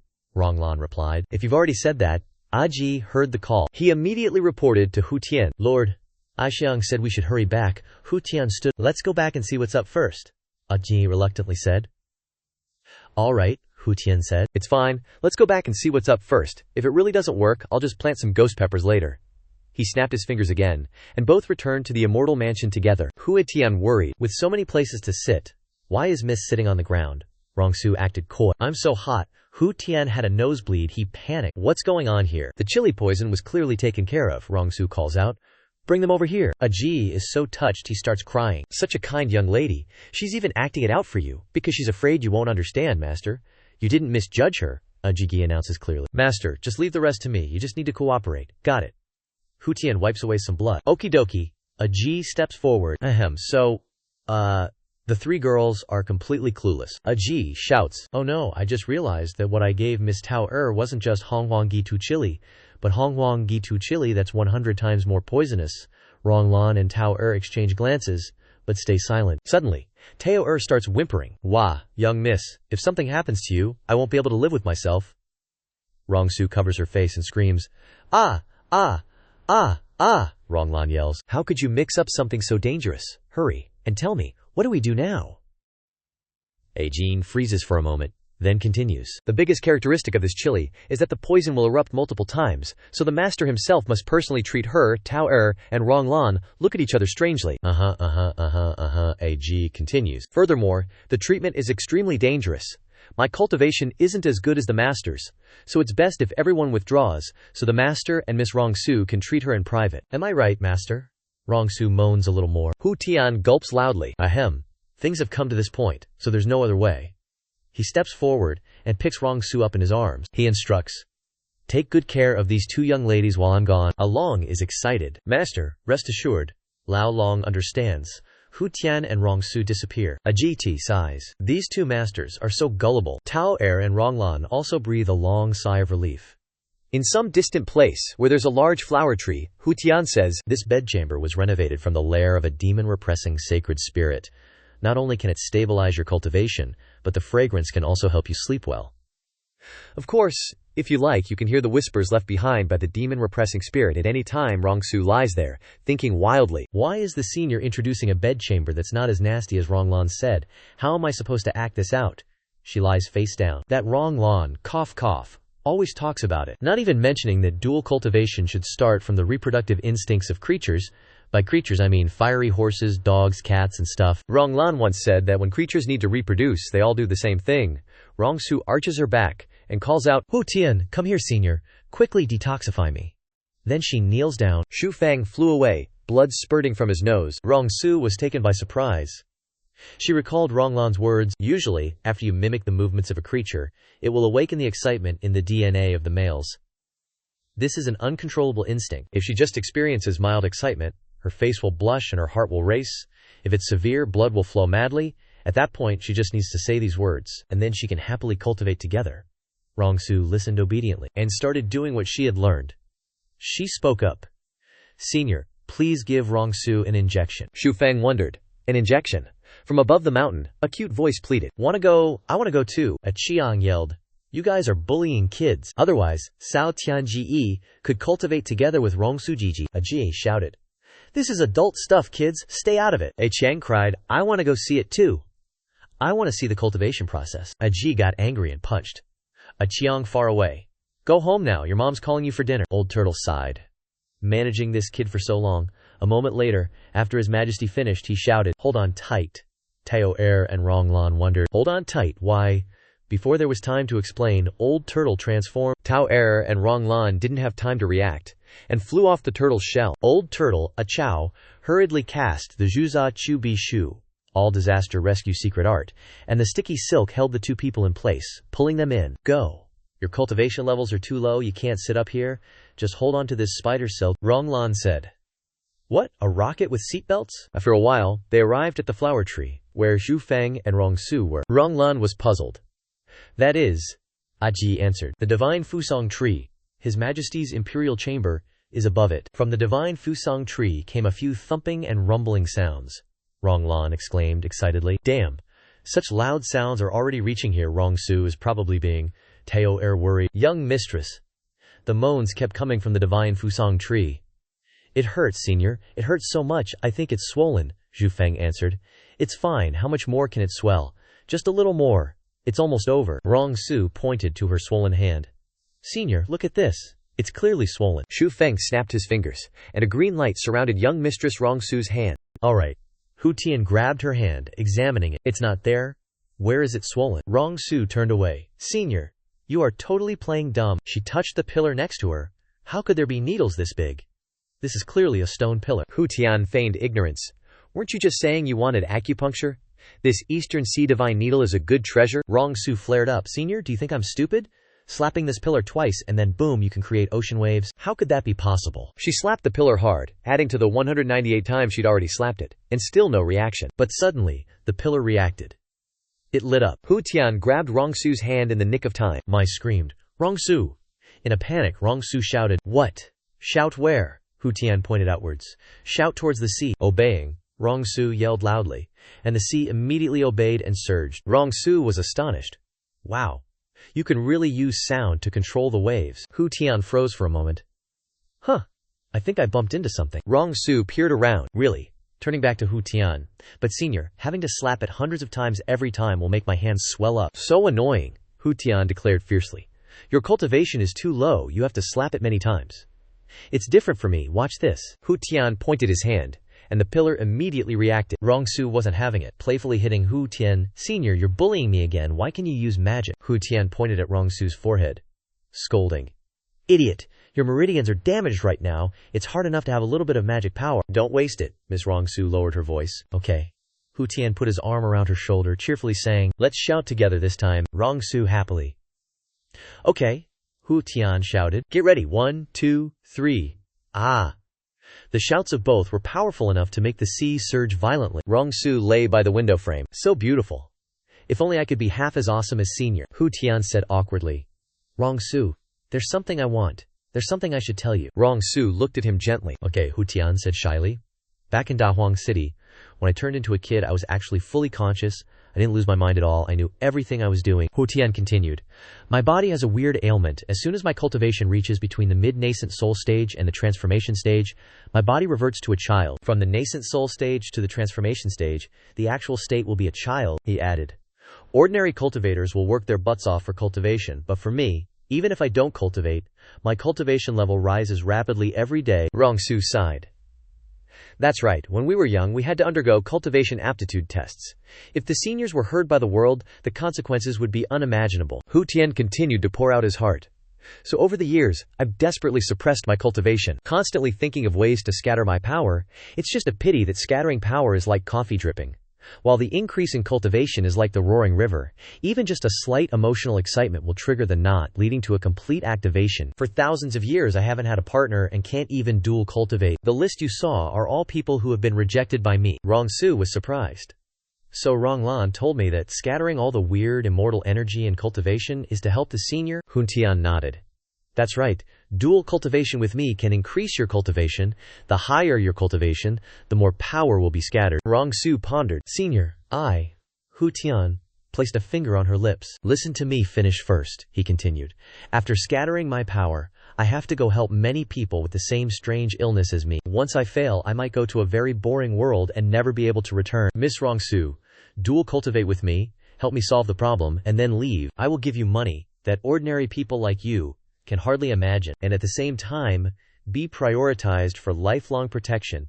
To express my gratitude, dual cultivate with me, help me solve the trouble, and then become partners with me. I can guarantee that I will never leave, but you have to understand one thing. The man glowed so intensely that it was blinding. Rongsu covered her face. Ugh. The light gradually faded. Rongsu slowly opened her eyes. Blue rings appeared around Hu Tian, embracing him. Rongsu was a little surprised. Hu Tian explained. These cultivation seals have cracks. Even I don't know how long I can live. Of course, if you don't want to help me, I can also send you back to Yawang Mountain safely. Rongsu pondered for a while, and finally she asked, Senior, I want to ask you a question. What do you hope I choose? Hu Tian avoided her eyes. Rongsu took his hand. Let's dual cultivate first. Under that beautiful flower there were loud screams. Don't move my head. No? Too tight. Too tight. Tao Er was pulling the octopus, clinging to Ronglan's head. She screamed incessantly. It hurts! It hurts so much! Hey, didn't you say there's nowhere you can't go in the immortal abode? Why did you fall into the sea? Old Turtle spoke up.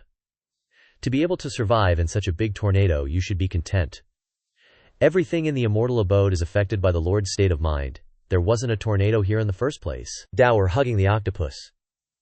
So, you think I risked my life to travel thousands of miles just to watch the fun? A G speaks up. Of course not. At our level, each breakthrough requires a massive amount of heaven and earth essence. A Chao adds, last time, a Gi broke through after releasing heaven and earth essence. Dual cultivation will cause Holy One to release a large amount of essence. The closer we are to Holy One, the more essence we absorb. This is the real purpose of our trip, Old Turtle says. Now all we can do is wait for something green to fly out from that beehive in the tree. Old Turtle exclaims, heaven and earth essence, is the dual cultivation starting? But that green thing suddenly vanished. A G is confused. Why did it disappear? In less than a second, a voice calls out from the beehive, Senior, Senior. That's for Rongsu, she calls out again. Senior? Where are you?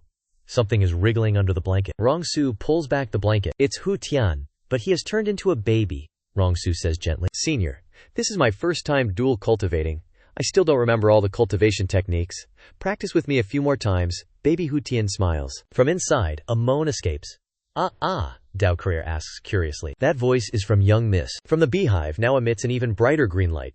Chao says, cultivate properly. If your cultivation is high, you'll know right away, Ajinji advises.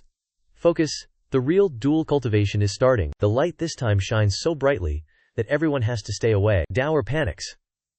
What on earth is going on? Old Turtle has already retracted his head into his shell, he says. I once said that everything in the immortal abode is influenced by the Venerable One's state of mind.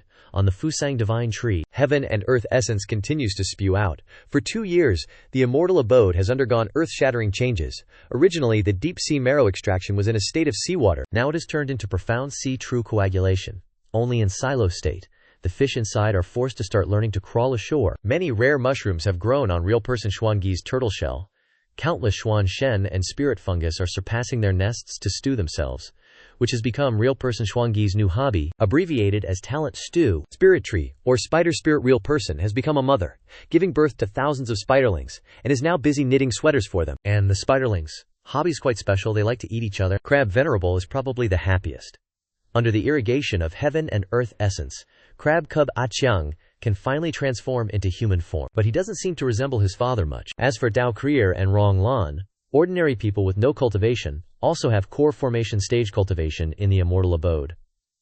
Although the golden core has not yet been formed, they are considered experts in the mortal realm. Finally, one day on the Fusang divine tree, the amount of heaven and earth essence spewing out gradually decreased, and finally turned into a wisp of smoke and dissipated invisibly. Zhu Feng woke up with the morning sun shining on him. He didn't expect to have cultivated for 2 whole years. As expected, Second Bro's dual cultivation technique is amazing. This time, my cultivation scattered by a whole realm. Looks like as long as I don't risk my life, I might be able to blast through world barriers in the future. Xu Feng thought to himself. More importantly, dual cultivation can also make people happy. Rongsu pouted a bit. You're happy, but I'm exhausted. It's all me putting in the effort, while Senior just lays there. She suddenly paused for a moment, then continued. Senior, what bad idea are you having now? I'm not doing it anymore. Xu Feng was confused. I didn't even touch you, Rongsu said shyly. Still not admitting it, you already poked us. Not understanding what was going on, Xu Feng yanked off the blanket. Suddenly, there was an egg. Rongsu screamed, Wah, what is this? Xu Feng was bewildered. You're asking me. Who am I supposed to ask? Don't run around barefoot, put some clothes on. The two stared at the egg in silence, not knowing what to say. There seemed to be a little girl inside, Xu Feng asked. Little miss, you can lay eggs? Rong Su flared up. What are you thinking? This egg is the size of a gourd. You try laying it for me. Xu Feng approached the egg to examine it. This is the first time I've encountered this. Rong Su gazed at the egg, pondering for a moment. She noticed something. Look. What's this? On the egg, a pin number was displayed. Only 2% left. Xu Feng mused. I think I've seen this symbol somewhere before. He suddenly remembered. That's right, the magic tool that the upper realm system gave me also has this symbol on the top right. He snapped his fingers again. Rong Lan appeared, looking like she was picking some mushrooms. Xu Feng asked, "What are you doing?" Rong Lan stammered shyly. I'm helping Xuangi Zhenren clean his turtle shell." Then she suddenly realized and stood up abruptly. Oh my god, you guys. Don't tell me you just finished dual cultivating, Rong Su reproached. Rong Lan, you're lying again. Where would Xuangi Zhenren get so many natural treasures on his shell? Plucking a random branch from it could refine a top-grade immortal pill. Rong Lan hurriedly lowered her head, trying to explain. Great mistress, honored master. Rong Lan really is helping Xuangi Zhenren clean his shell. If you don't believe me, great mistress can go ask Xuangi Zhenren. She wailed. You two have been dual cultivating for 2 years, and the immortal mansion has changed a lot. Xu Feng and Rong Su looked at each other, lost in thought. Xu Feng pipes up. Alright, we called you here to ask about something. Take a look at this. Rong Lan is dazed. An egg. She leans closer. Whoa, where did you guys get this? Then she taps it. Xu Feng and Rong Su freak out. Rong Lan praises. Wow, the shell is so hard. She suddenly senses something bad behind her. Turns around and sees Rong Su and Xu Feng going berserk, burning with rage. Try kicking it again and see what happens. Rong Lan screams. What? Are you two saying you laid this egg? No. Birthed it? Rong Su blushes. So what? Got a problem with that? Rong Lan bursts out laughing. Haha, not bad. You popped out a nebas ha. Xu Feng and Rong Su are stunned. Cha can't what? Rong Lan frowns. Wait, what's that? The battery icon on the egg catches Rong Lan's attention. She wonders. Does this egg need to be charged? Xu Feng and Rong Su are confused again. Charged. Rong Lan explains. Yeah, in the parlance of this world, it's a magical artifact for replenishing energy. Xu Feng and Rong Su look at each other, still not understanding. Rong Lan asks, does it have a plug? Type-C or USB? She thinks, no, that's not the point. There's no way this symbol could be related to dual cultivation, right? Xu Feng yells. So you do know. Could this egg really be related to that system? Rong Lan thinks for a moment, and answers, I get it. The system from Earth gave me power, and Shangzhen Ge is the king of the Tiankong continent. Could it be that this egg is a combination of power from both worlds? Rong Lan sweats. This is too crazy. But there's no other explanation for now. Xu Feng pats Rong Lan's shoulder. Hey, just tell us what you know. I won't make things difficult for you. Rong Lan hesitates. Maybe. The way we'd say it, this egg is a hybrid. Rong Su is puzzled. A hybrid, Rong Lan says. We learned about it in middle school. Mendel's pea plant experiment, meaning two species that don't coexist. Reproductive isolation. Xu Feng and Rong Su freeze. Middle school, Mendel. Reproductive isolation. Rong Lan is flustered, meaning, this is a connecting link, right? The two nod. Yeah, Rong Lan points at the egg. This egg is the connecting link between Tiankong continent and Earth. Rong Su and Xu Feng look at each other, stunned. Rong Lan continued. If I'm not mistaken, once this pin bar is full, this egg can hatch. She pointed to the pin bar. Look, this is a virtual imprint. Right now it's showing 2. You just need to get this number up to 100, and you can open this egg. Speaking of magical artifacts, what you need to do is continue to replenish energy to it, Hu Tian asked. So how do we increase it? Rong Lan moved closer to Rong Su. Simple. I'll just reteach Rong Su the unique secret. She leaned in and whispered to Rong Su. Look, you guys have been cultivating for 2 years, and the progress is only 2%, so if you want to continue to increase the progress, you definitely need to keep cultivating. Moreover, look here. Dual cultivation definitely can't just be one position. That will affect the effect. You have to do it like this. Rong Lan began to teach Rong Su new things. After hearing this, Miss Rong Su looked at Hu Tian, embarrassed. She wondered, can it really be like that? Rong Lan turned away. Of course. This kind of dual cultivation has many positions. You just need to say whether you want to open this egg or not. I've already told you the secret. You guys hurry up. I won't disturb you two anymore. She left and slammed the door. Behind the door was Hu Tian shouting, Hey, wait, Rong Su, what are you doing? Don't bite me. A hint of cunning appeared on Rong Lan's face. Trisk. Oh wow. When these island nation techniques are unleashed, even the essence of heaven and earth has to come out. My system is no longer effective. I have to find a way to increase my cultivation, to feel safe. Suddenly, she saw someone under the tree. A little kid standing here looking curiously. I probably won't be discovered, right? But Rong Lan had already spotted him.